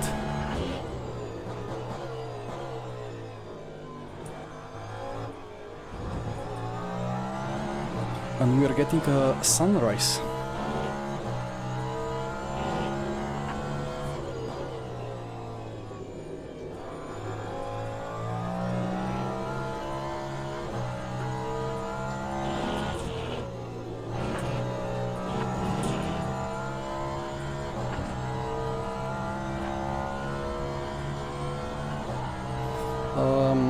Alex, about the tires, this night stint that I have done now would be preferably done on softs,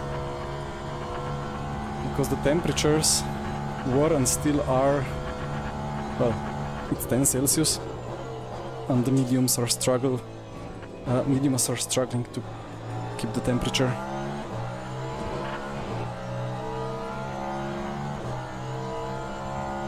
So hence all the lockups and everything. On softs that would not have been an issue. But for very hot quali, like 40 plus track temp, medium is same fast as soft, or even faster.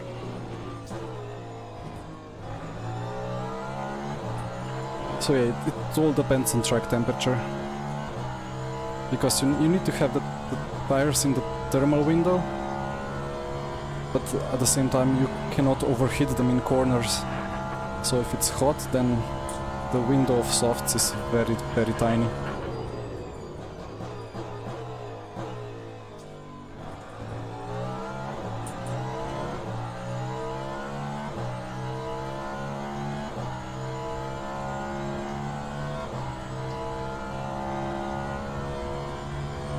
Yeah, I mean, softs can do a double stint, like not thermal, like degradation-wise or like abrasion-wise.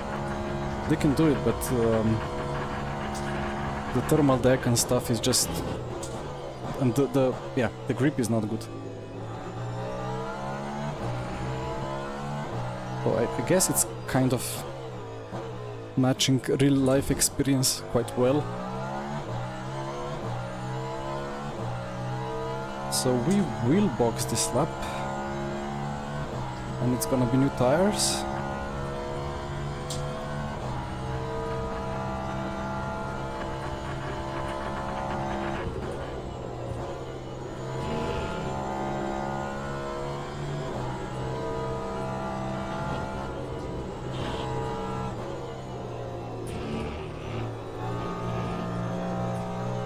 Oh, there is the sun.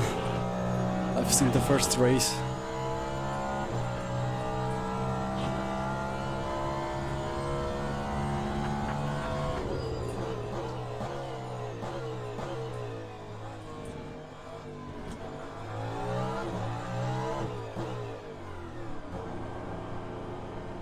And David is stretching this stint.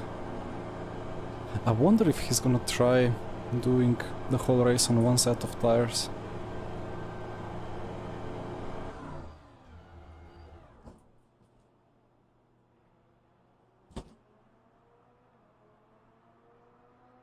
And yeah, for sure the compounds have changed dramatically with the update.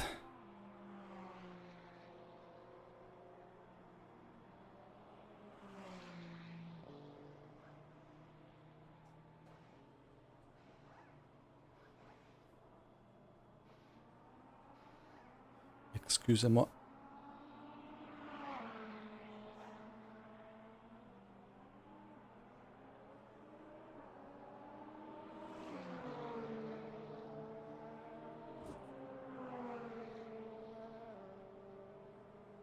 Come on, we're missing the sunrise.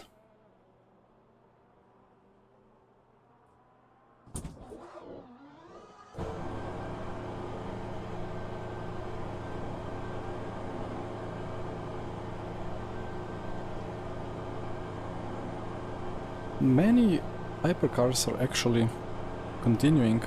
Interesting to see.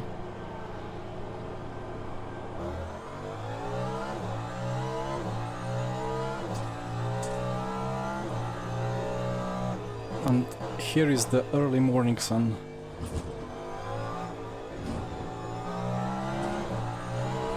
So nice. It's quite high up already.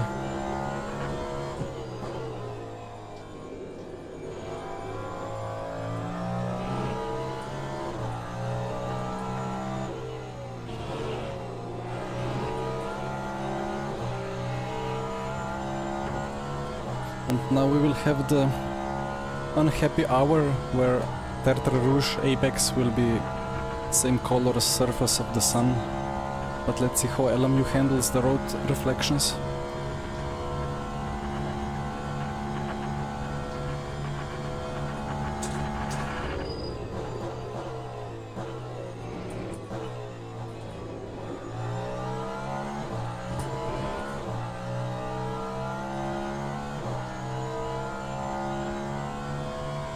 Yep, the blinding light. And yeah, the softs were... I guess they just put softs in as a placeholder until they actually properly fixed the availability of the compound on different tracks.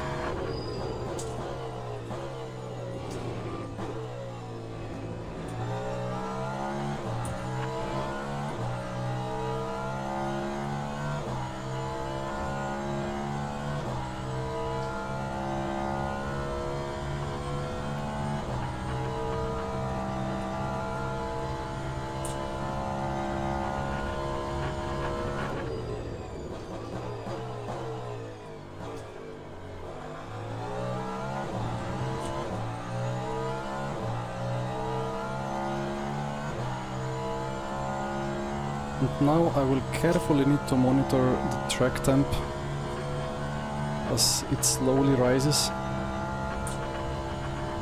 so I can adjust the brake bias.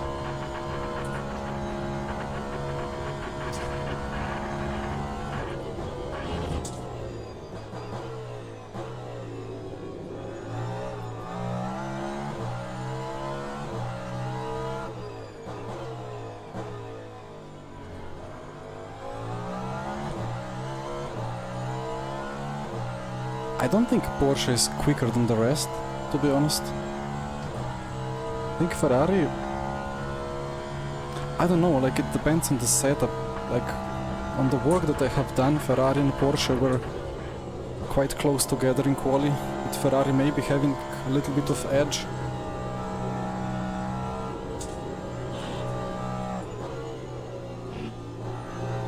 But I mean, it depends on track as well.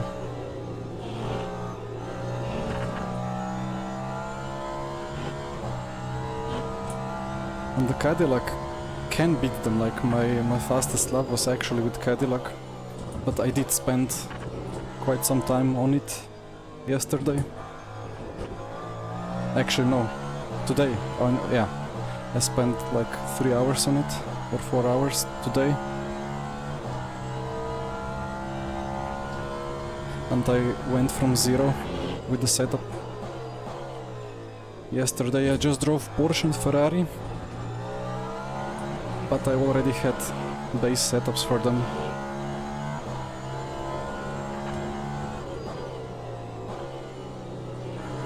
And the BMW is not slow either, so I think the BOP is quite good. Just need to check the Peugeot.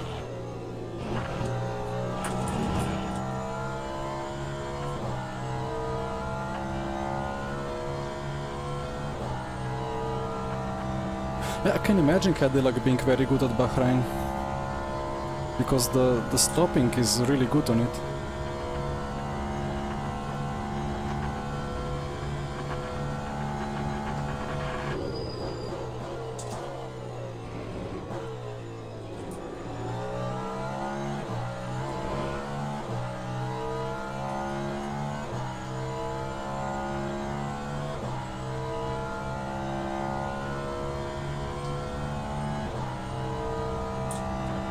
And then probably Toyota and Porsche... Wait, no, which cars are best in corners? Toyota is good, like probably Toyota is very good at Portimao.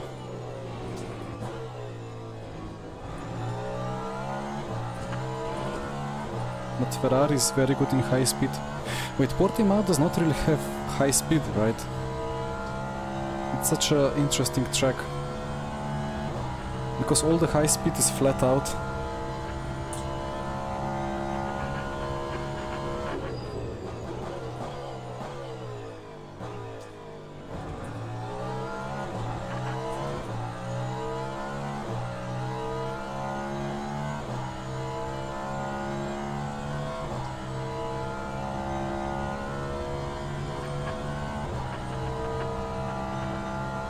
I see, I did gain a little bit of time compared to David, but he has one lap less in the future to fuel up. 2 GTEs, oh dear. Can I get both of them on this straight?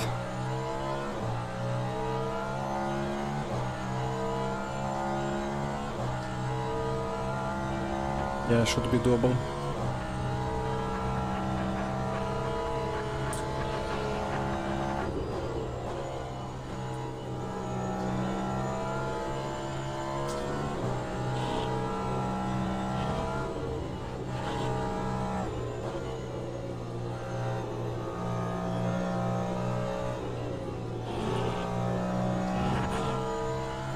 One thing that is really good for race immersion or race experience compared to RF2 on LMU is that you really need to kind of respect the high-speed corners. Like entering to Porsche curves or Tertre Rouge or corners like that. In RF2, like if you had a snap, you just knew you could easily correct it or somehow survive. But in LMU, you know that if you overdo it a little bit, the rear will just fly off.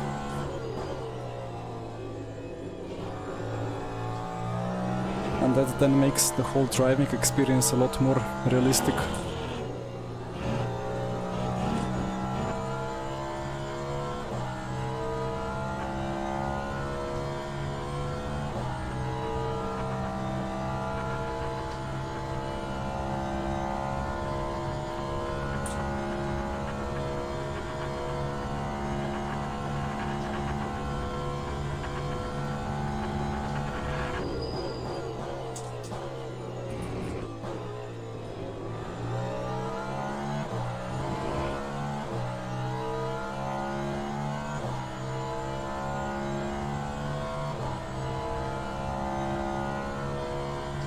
Yeah, that thermal build-up in the first laps.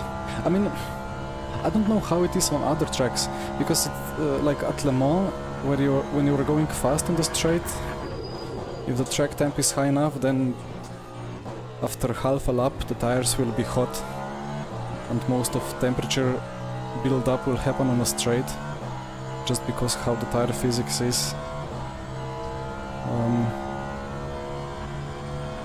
But on some other tracks, like Portimao, will be extremely interesting to see. No soft compound available as well, so straight to mediums, and then if temperature is low, it could take quite some time for grip to come to you.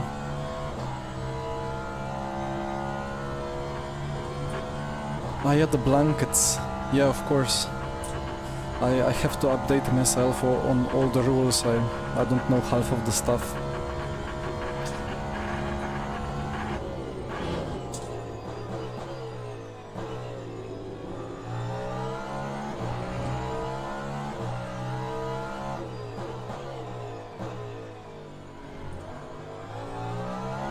I'm gonna catch that Porsche right into the Porsche.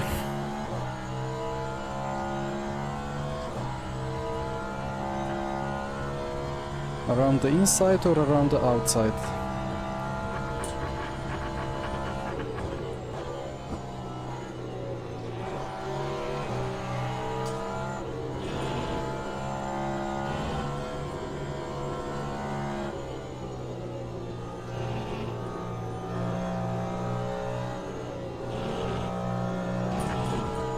That's a cut? No, it's not a cut. Ay, ay, ay. Dive bomb. Too far. And then you cannot really overtake into the second chicane.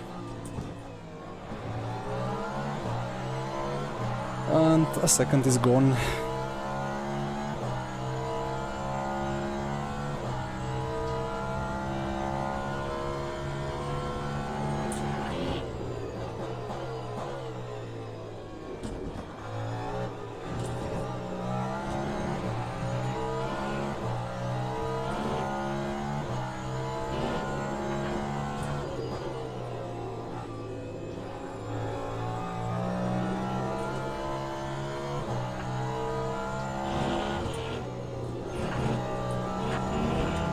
Oh, the delta is now good. So I guess... Oh, that's weird. I mean, I have new tires. So makes sense the delta is good, but track temp did not rise that much yet. Or maybe those 5 Celsius from 10 to 15 make a big difference.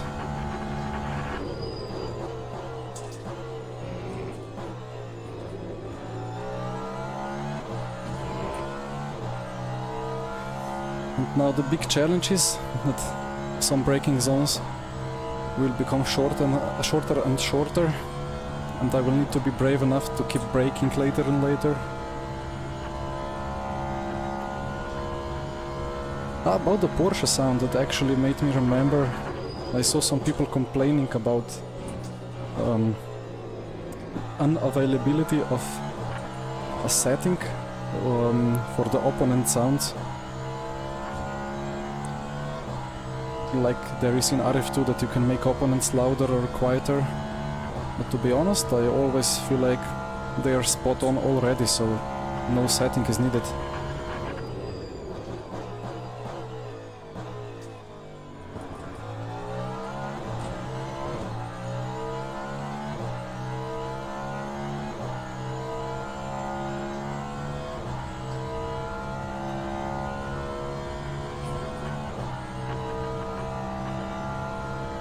No tire blankets. Alright, I didn't really look at any streams yet.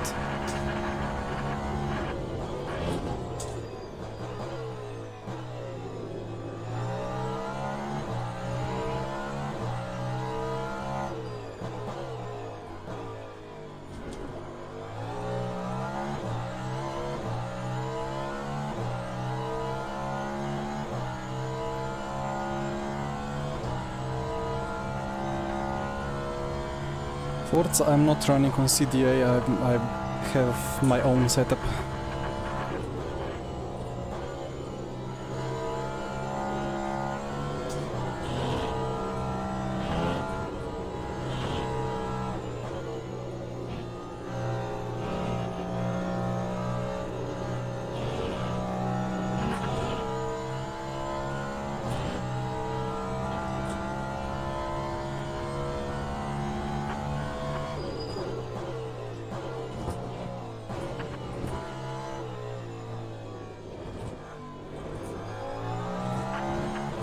That's the fastest lap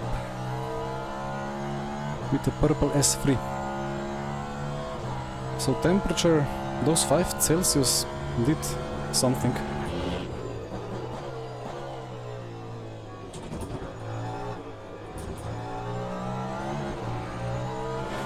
But now it kind of got stuck at 15 Celsius track temp.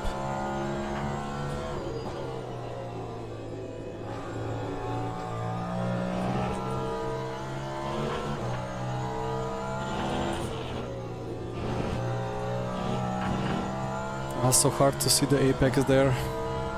I hope the sun rises fast. Oh, track temp jumped from 15 to 20.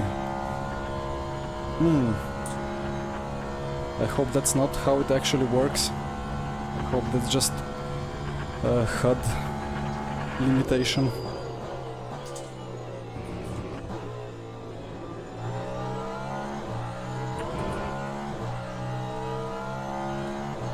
Let's start putting bias more to the front.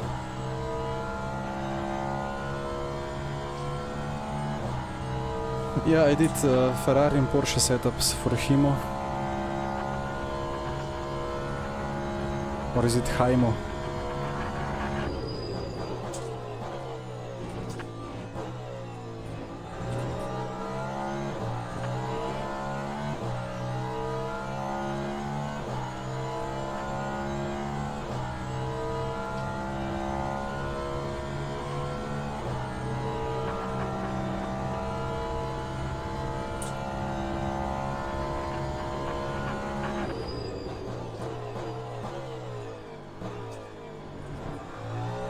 It's quite awkward to overtake GTEs there on the straights because of this weird bottoming on the middle of the road.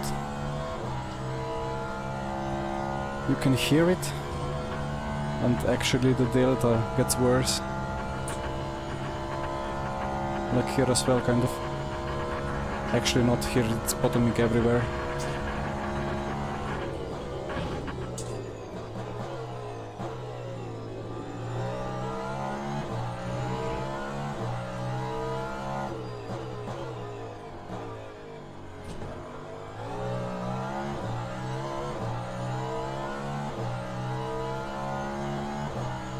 I suppose the track temp could be kind of like some average. I mean, I know that every like kind of pixel of the track has its own temperature and its own real road value, or like a rubber buildup, and its own wetness, and then it kind of averages all around.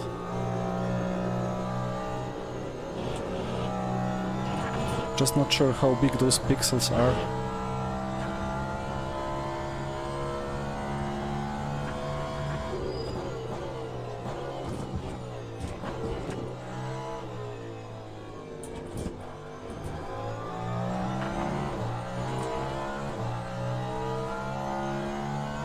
Yeah, probably could be like with the rain.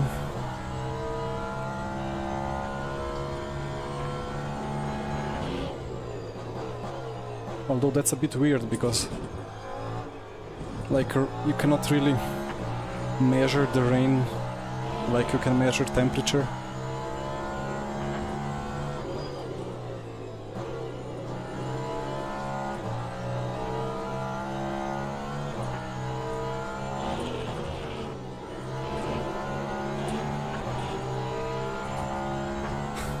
Got scared for a moment that he's gonna cut across to the right. Luckily he stayed to the left.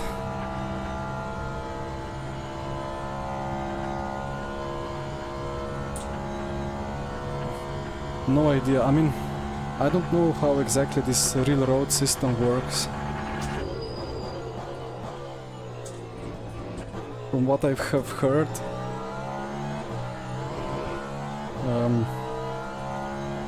the track is hotter where cars are driving and where the shadows from the trees are even. That's what I heard, but I'm not 100% sure about it. And I have no, like, you cannot test it, like, I don't know how would you test it.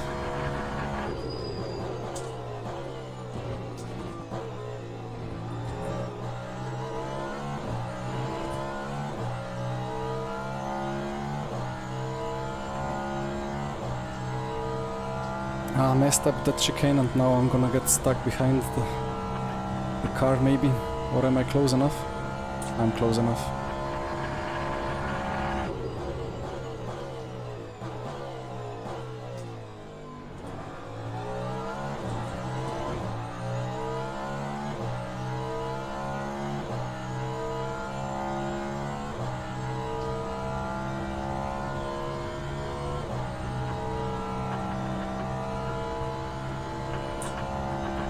So gap to David is slower, smaller and smaller.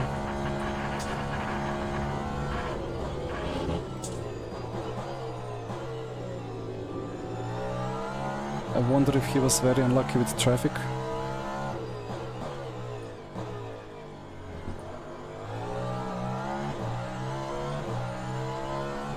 Like, I guess we are at the point where I can only blame myself for the 5-second gap because of those two lockups.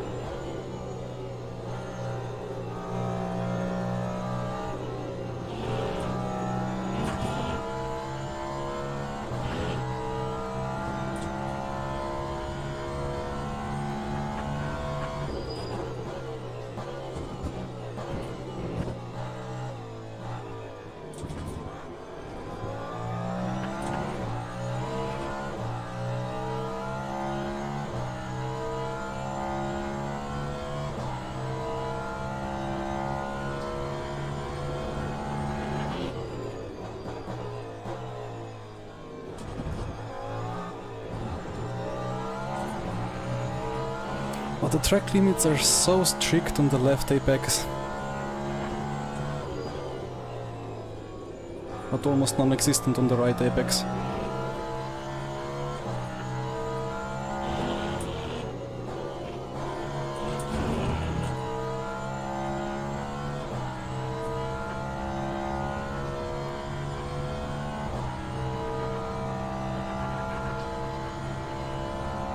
But the track temp did go from... It went from 20.3 to 20.7, didn't it? Or was it 20.7 before as well?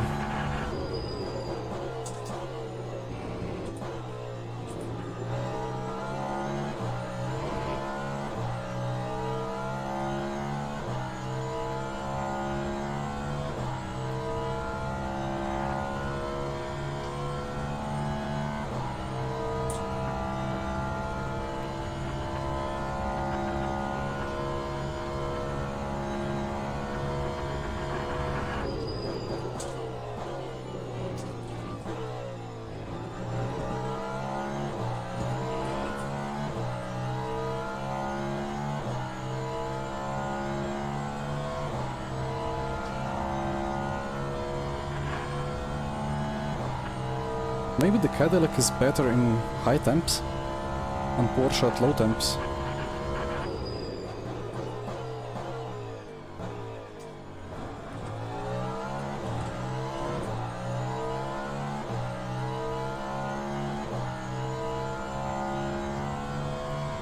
I feel like I'm not even pushing the limits that much, and it's like Delta goes very green and the gap to David is less and less.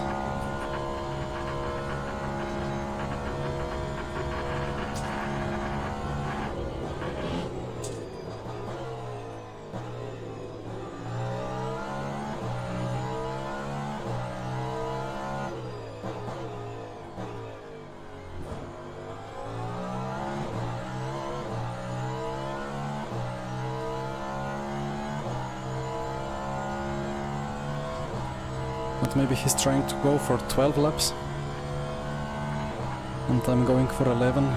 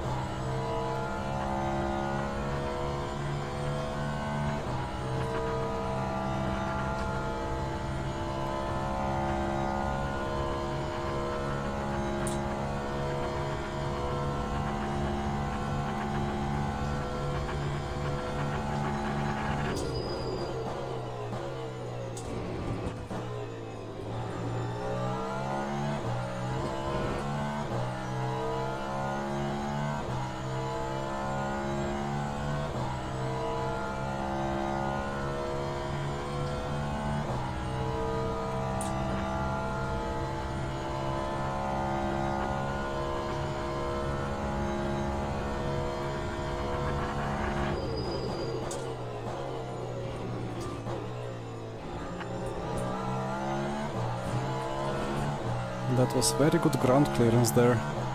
I thought I was for sure gonna get beached onto that curb, but the car just ate it.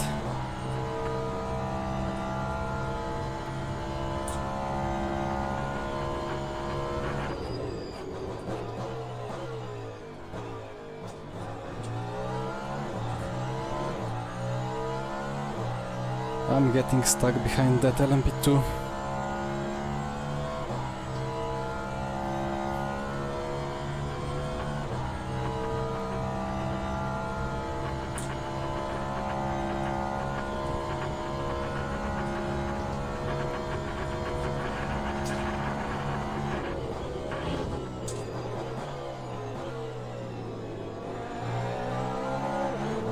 Oh.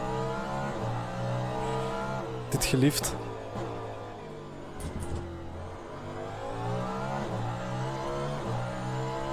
I might have had a complete brain freeze, but I didn't want to do that.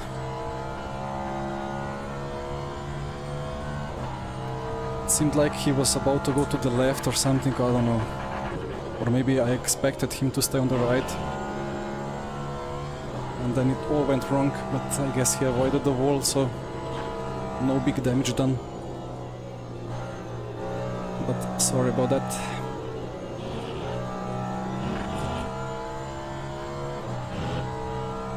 And yeah, track time did jump, yeah, back to... oh, now it's 30.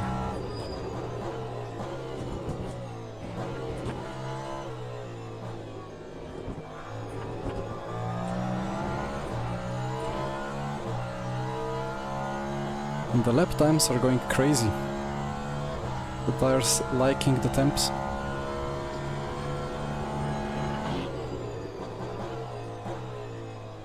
Oh, there is so much grip. I broke later than ever, and still it was too early.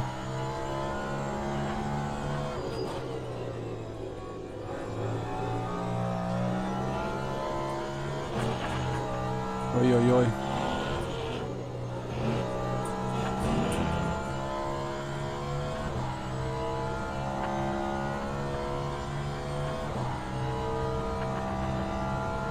I think I started with 57.3 bias. I'll keep it at 56.9.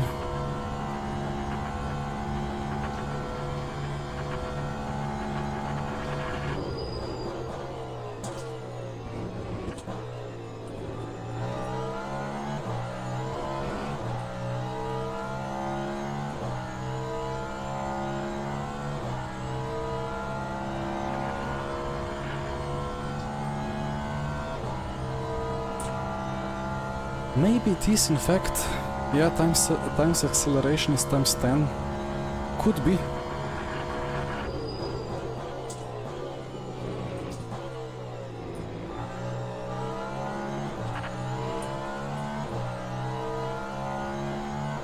I'm really gaining time.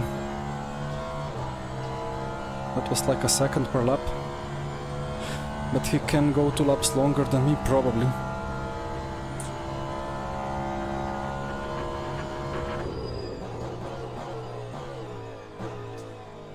And now the rear is jumping left to right a little bit. So I guess I go just back to 57.3.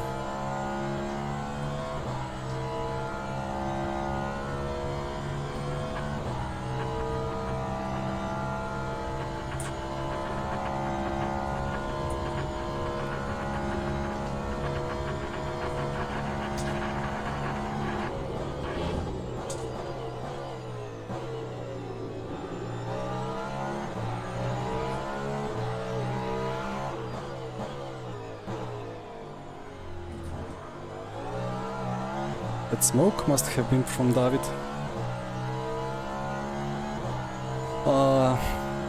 And he got both GTEs on the straight. I need to get this Porsche before I cannot dive.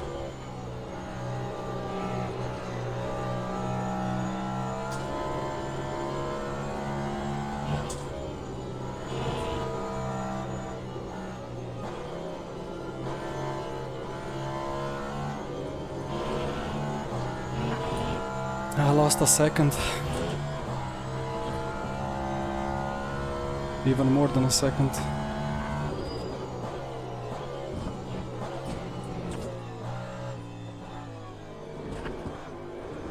I'm struggling so much in these 4 chicanes, never know when to actually brake and turn in.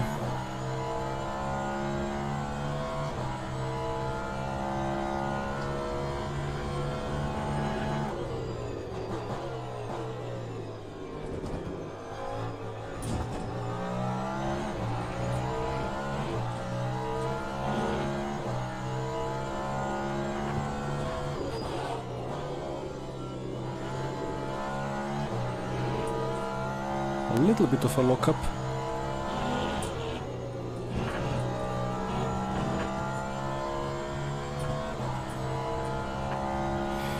Oh Gasper, hello.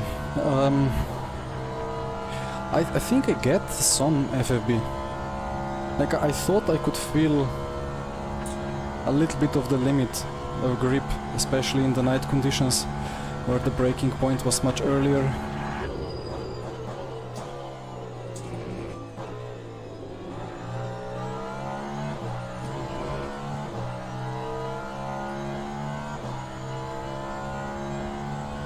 I'm thinking of how it was in RF2, because in RF2 you could just lock up and lose no grip, but here if you lock up you surely like feel it more than in RF2 and you just keep going straight.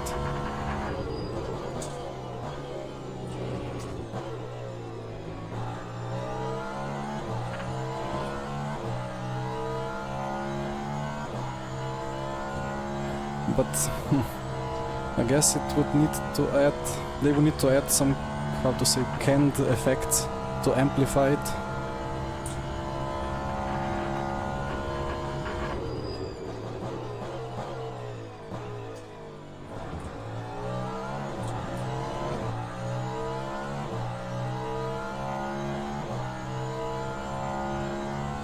Ah, the T300. Well, unluckily I just have R Factor 2 experience on T300. I mean, overall I would prefer more FFB from the front for sure.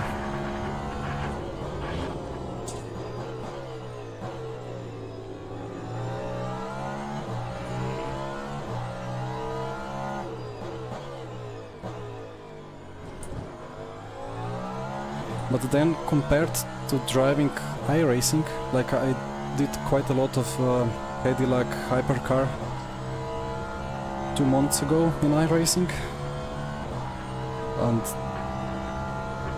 LMU is for sure a lot better experience than that for me.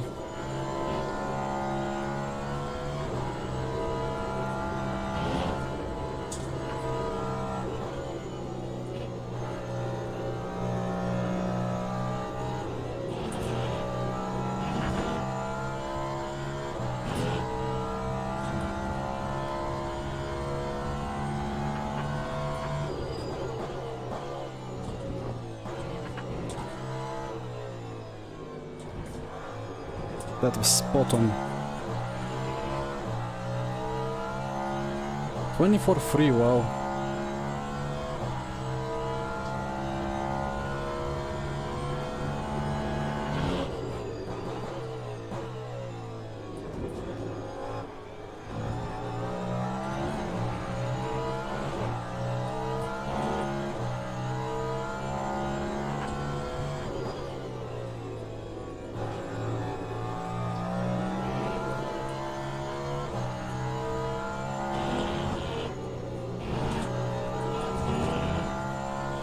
Well, I guess it's not hard to be better than iRacing in most aspects.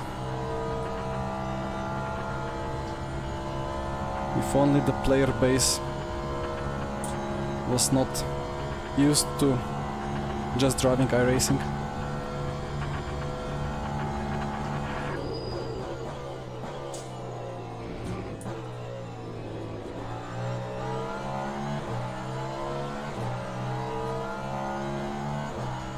Okay, box. Now, it is going to be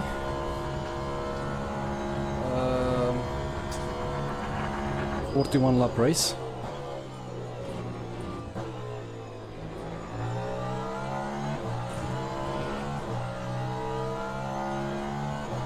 And we have done 33 laps. After this lap it's gonna be 34. So we need to add fuel for 8 laps.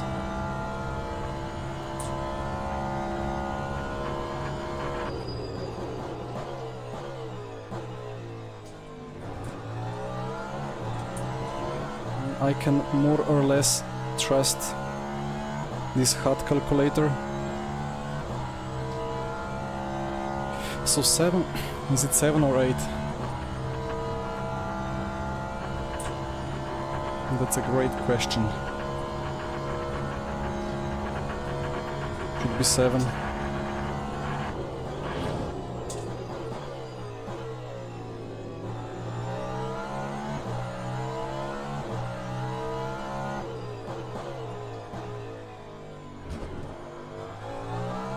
But maybe I go to the upper limit of 7 in case I need to bail out and do 8. It's 7. Has to be 7. Okay, let's do 67.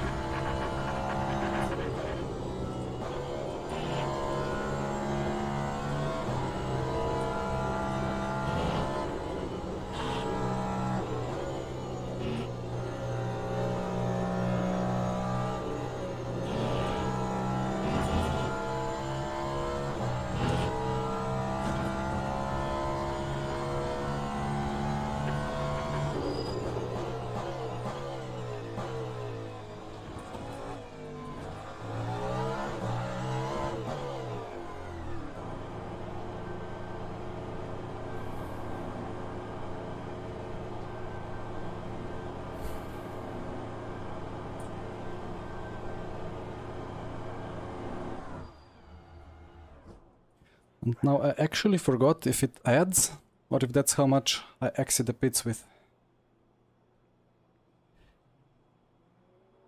Yeah, it I calculated before the race roughly, and I thought that we need like low 25s for a cutoff. But it was well, we were going quite slow in the second stint. So let's see. Well, I need to risk a little bit. The gap to David will probably be like 3 or 4 seconds.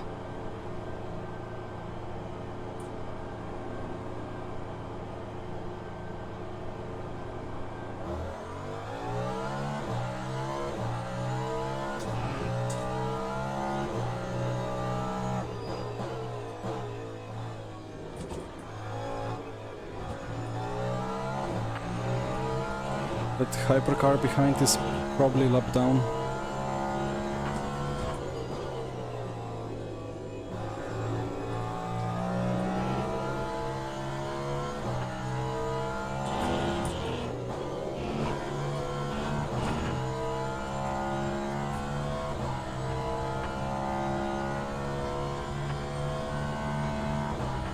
After 7 laps, so timer will be 0, but when lap count is like 6.8 laps, right? I guess that must be the case.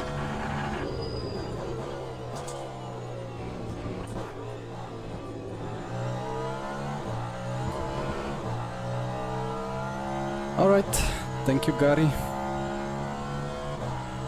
Or is it Gary? I need to work on my English pronunciation. Alright. The Le Mans straights are long enough for that.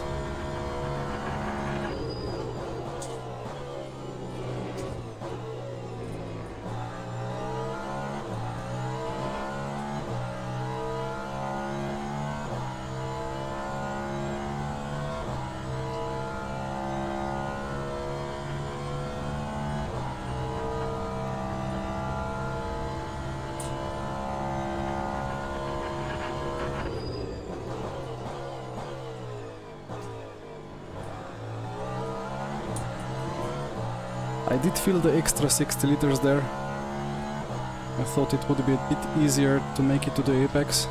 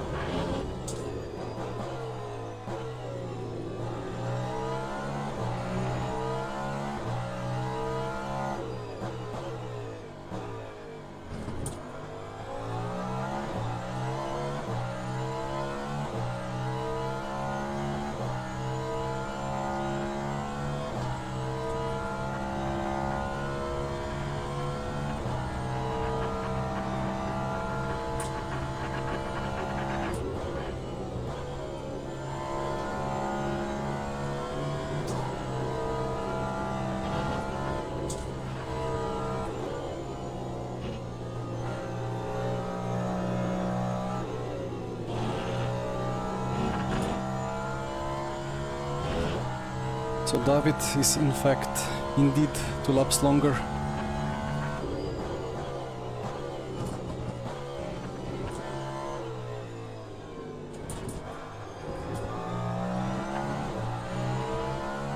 But I still gained time this lap, I think.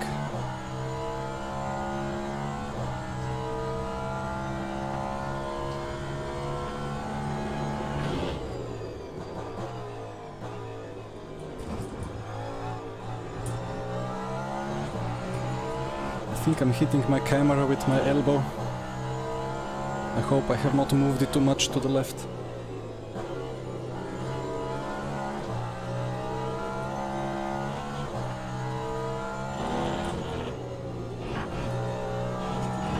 This car really likes to eat curbs.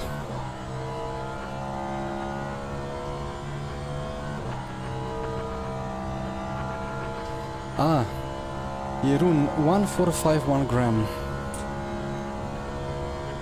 Yeah, I can wait that a bit later.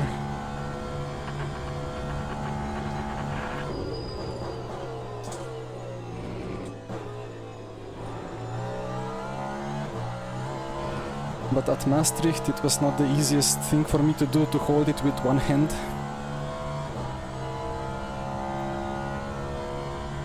On that picture I'm grabbing it like some, I don't know, some monkey.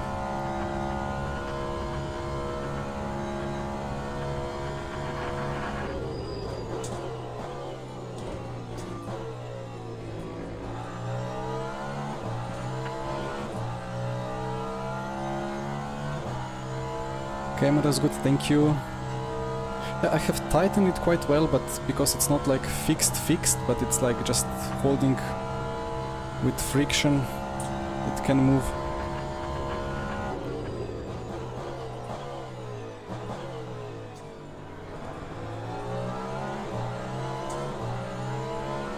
The GTEs always have a little bit better initial traction, it's so funny to watch. The weighty hypercars just struggle with traction initially.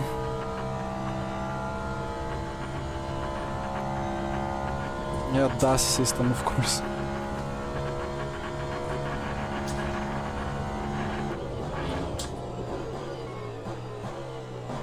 Yeah. I'm pushing a bit too much.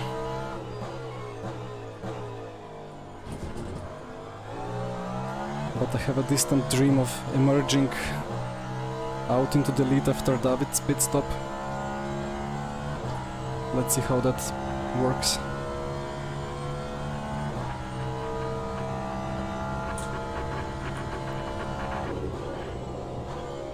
Probably he's gonna be 6 seconds ahead or so.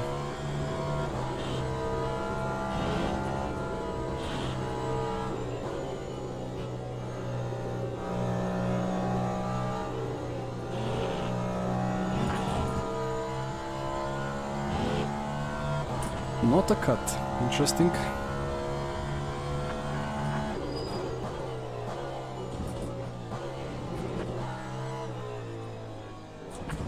This is gonna be a cut.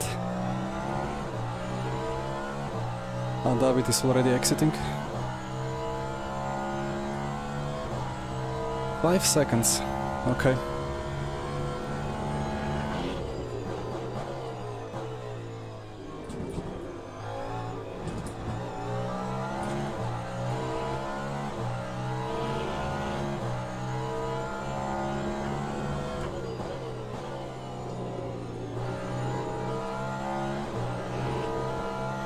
Well, in endurance you can never say 5 seconds. It's more like 5 seconds and 2 cars to be lapped. Okay, give me toe, please, don't brake.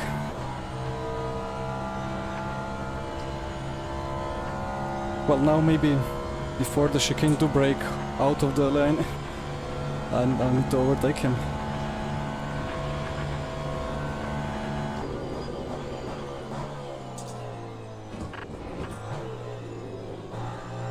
He actually moved in the braking zone. Scary. And now I'm gonna get the worst possible traffic luck. It's gonna be 5 more laps. I would need a second per lap. That's doable, but with Aston in my way, that's not doable.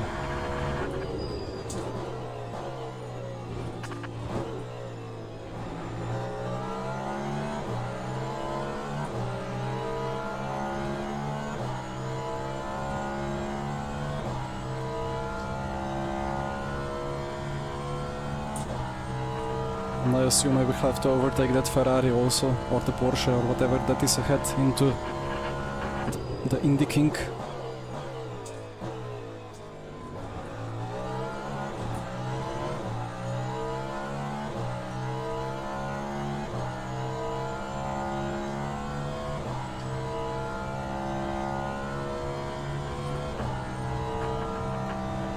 Am I close enough?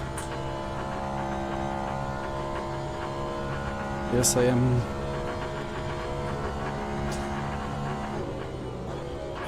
Oof.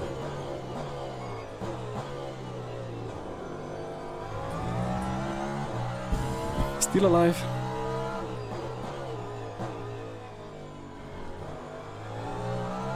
I braked so early, lifted out of it, and just coasted through that curb, I think, on the apex of the King. But because the line was so acute, it just tried to DNF me.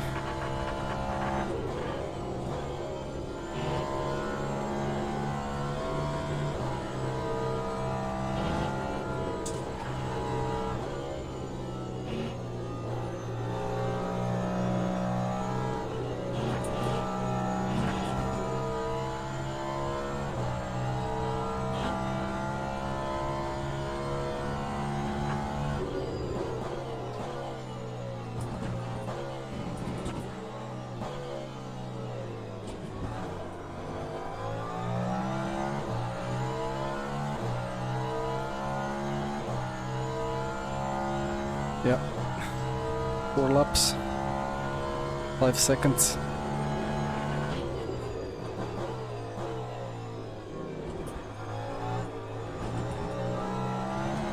And he doesn't need to fuel save anymore.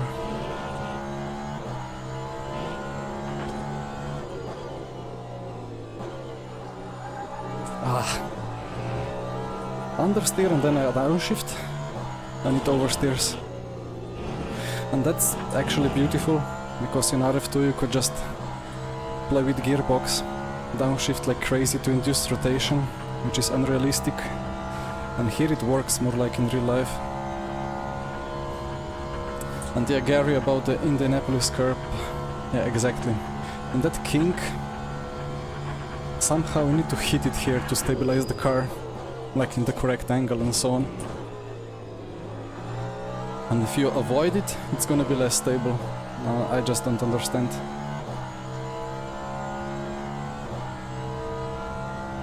David did something wrong there, lost a second.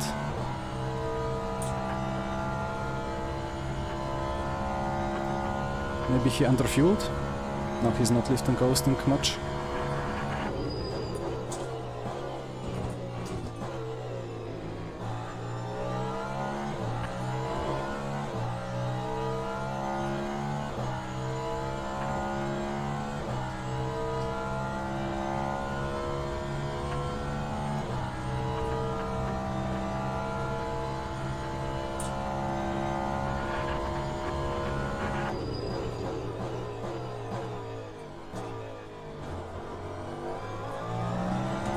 Oh, that was a cut. Interesting. Why don't they move the anti-cuts there more towards the apex then? Why is there like 2 centimeter gap which you can use, which makes you then cut?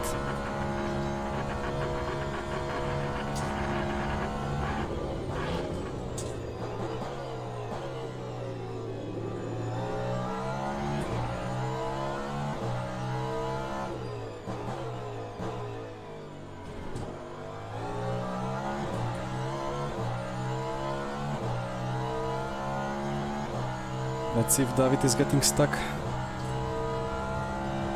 He is not. Lucky David.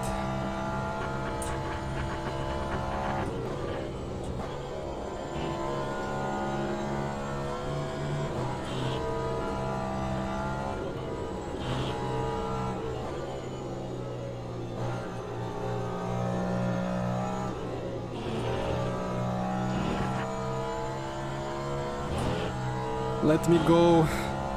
Thank you, perfect.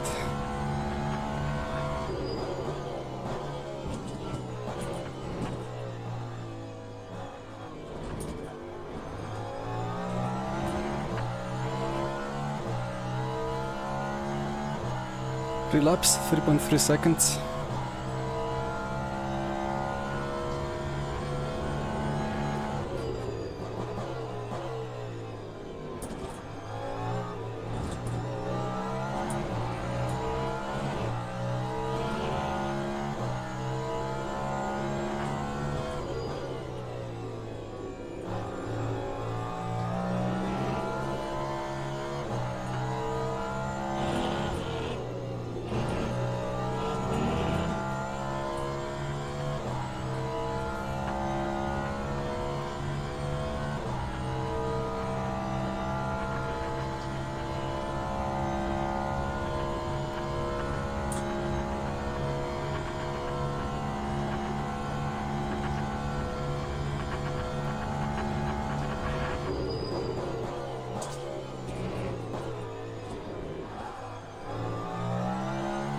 Oopsie.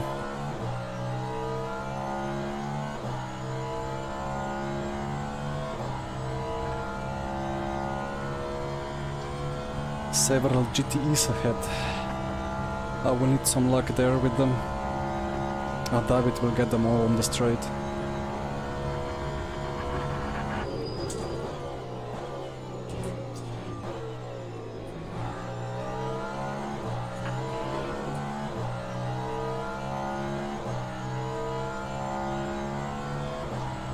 But so will I, potentially.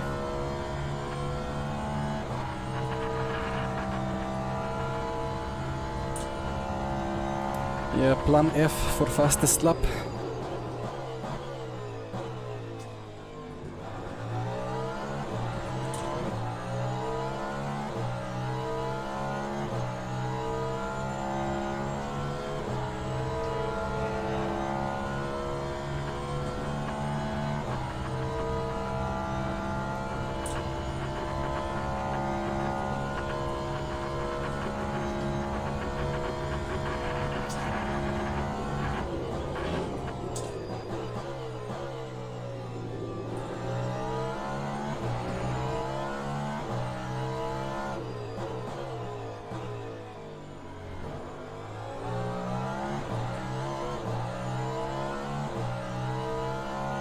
That's a hypercar ahead.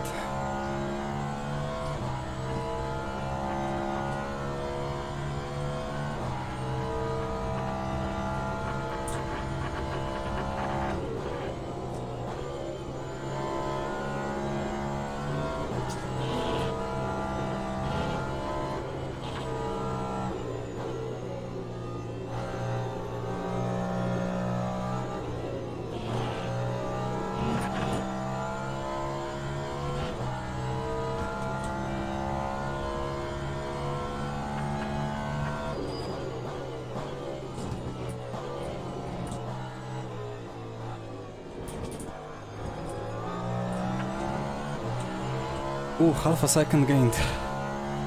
Come on, 2 more laps. This is actually possible.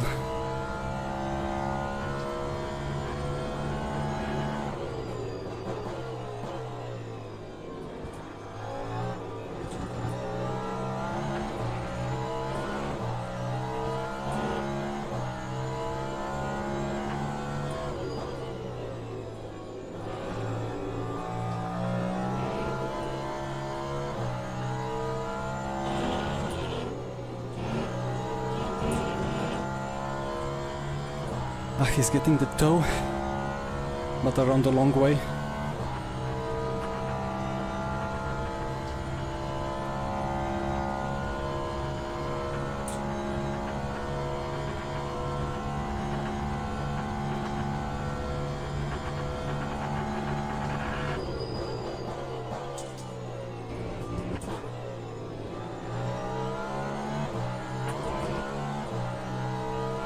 Now it's crucial for Ramos not to defend from me.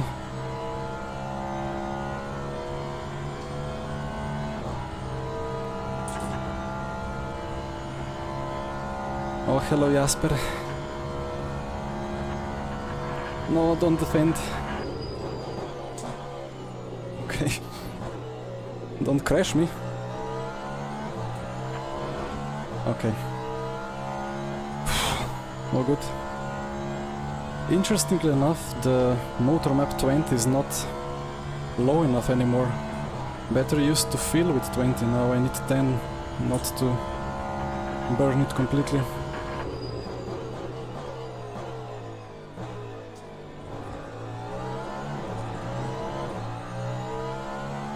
Although having a zero battery is not a big deal anyway. As long as it's not full. And that LMP2 is gonna be a pain.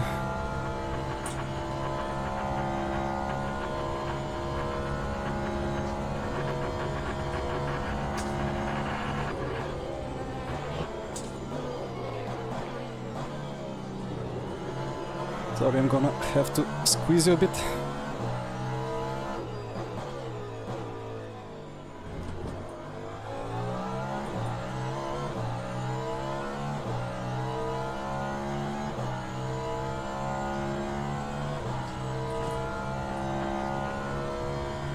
Couple of more LMP2s ahead.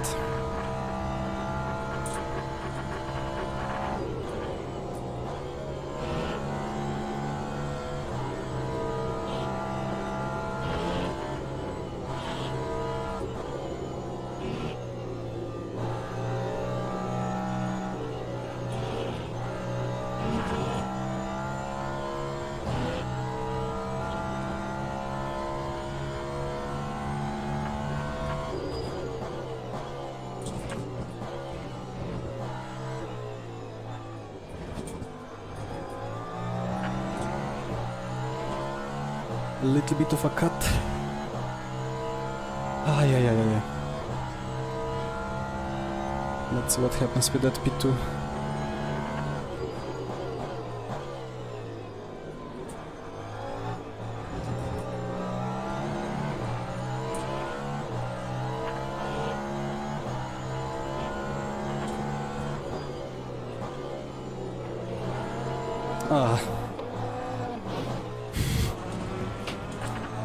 There you go, guys. I'm sorry about that. And he's... yeah.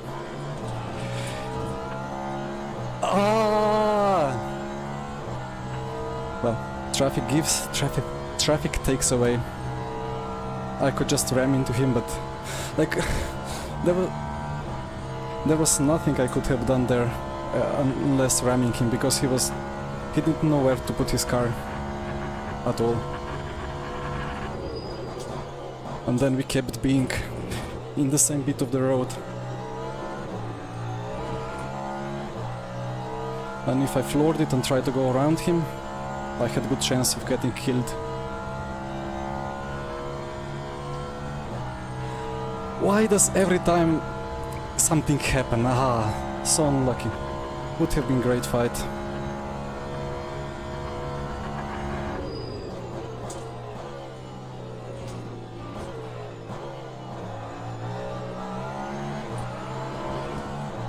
Let's barge my way around a little bit more. Well, let's analyze the replay after the finish to see if there is anything I could have done differently.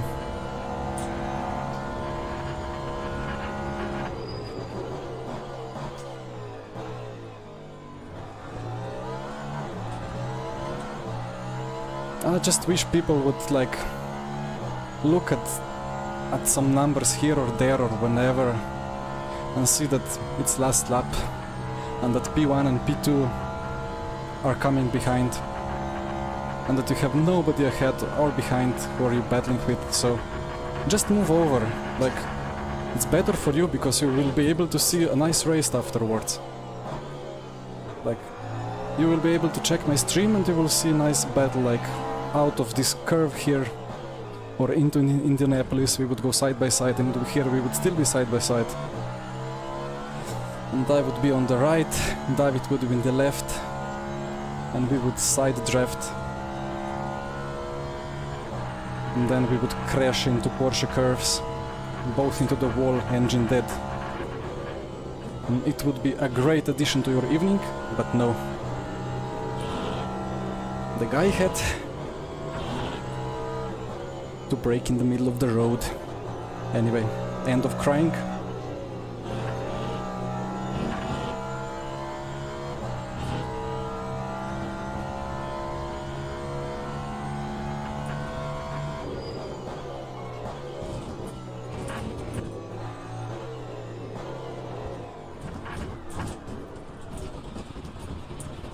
Yeah, that anti-cut is not nice. P2.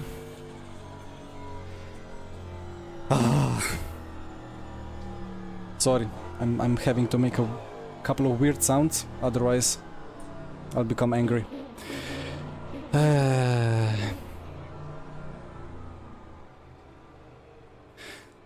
Well, hard deck productions, I mean, that's also a potential view at situation, but I didn't mean it like that. And hello, Kahel, welcome to the last lap and to the checking of the replay if the server does not go off before.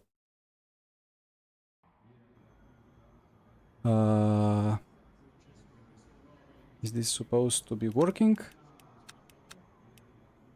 Can I click on a car? Ah.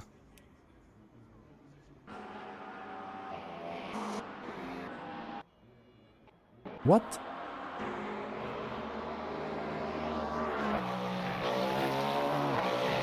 Is it slowly loading or what?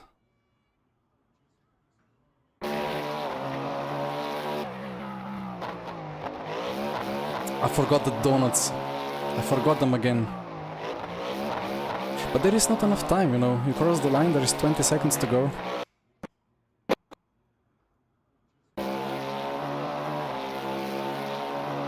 Cannot even check the replay. Oh! Hello there.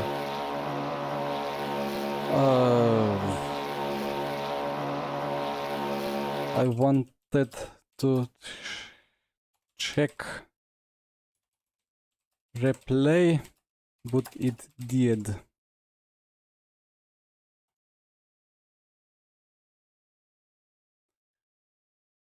Well, let's...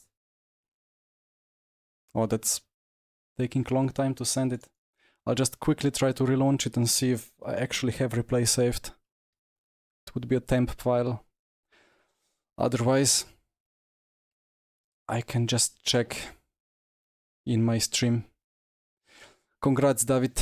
Was a nice one. Slightly unlucky on my side with traffic, but I did 2 major lockups in the night because I did not move the brake bias. David, did you make any brake bias adjustments? I went like to 1.5% to the rear. Ah, you overfueled. Nah, it was close. If we went a bit faster, it could have been 42. Wait. Can I quickly manage to salvage the replay? User data replace. There is a temp file. So if I rename that,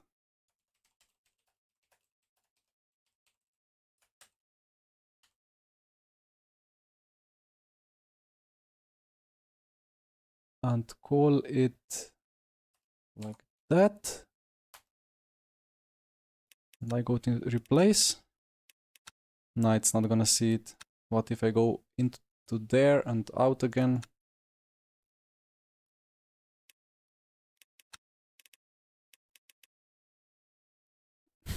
Cannot even check the replay because it crashed. Oh well. You guys have the stream if you want to watch back and figure out at which points I have failed. And I'll do that a little bit later. Oh, we have results. Let's check that. I'm gold again. Beautiful.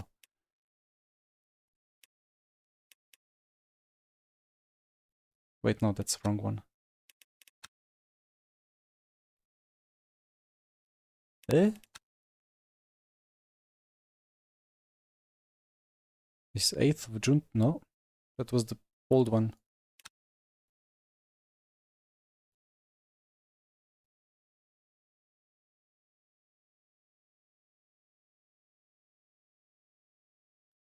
You were +1 click for Mulsanne corner. That was the corner where I had crazy lockups. Okay, there we have the results. And David, if you will look at it, you will see it's exactly what we always wanted from RF2 tires. A lockup that will not increase the grip and stopping power, but a lockup that will actually make you go straight. And I had exactly that 2 times. +10 is nice. -40 was not last time where I lost it due to the bug.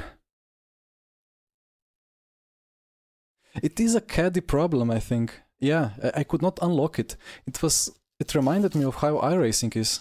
Just that in iRacing you like linearly unlock it when you fully release the brake, it linearly goes from 0 to the rolling speed of the car. But here it was kind of, yeah. I could quickly check in Motec. If I find the lap, I should find it quickly. 3, was that the one? No, that was pit entry. Second stint was this one. So wheel spin, let's see. Yeah, I hope it's visible on the stream. Should be, yeah.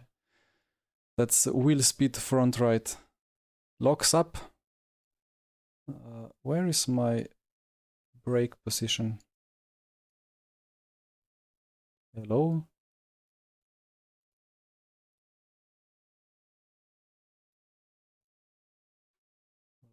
Check this one.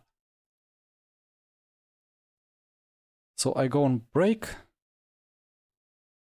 I release it. I realize it's gonna lock up like crazy. I decrease to half of input, which is my RF2 instinct, but it's not enough because the tire needs much less to get locked up.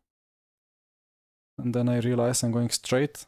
I release it to 20%, and it in fact starts unlocking, and I guess I had enough of FFB to realize what's going on, because I'm immediately getting back onto the brake within this short time span of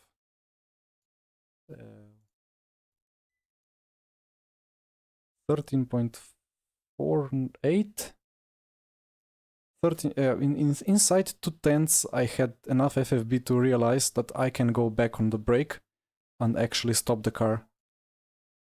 Had a bit more lockups there, but I was already running off the road. And the other occurrence, can I find it?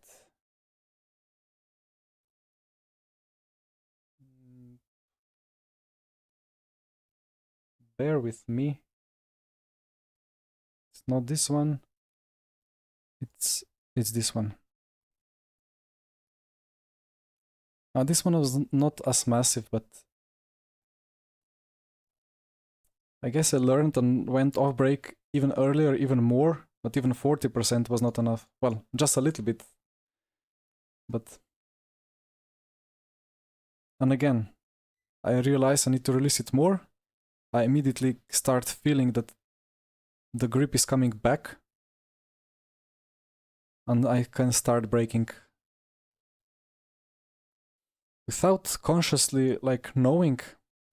I think this proves that there is some FFB. Another thing, look at that nice exponential or like parabolic curve, or however we could call this. You know how it is in iRacing? If this was iRacing, the Cadillac DPI in iRacing. So this is 11.6.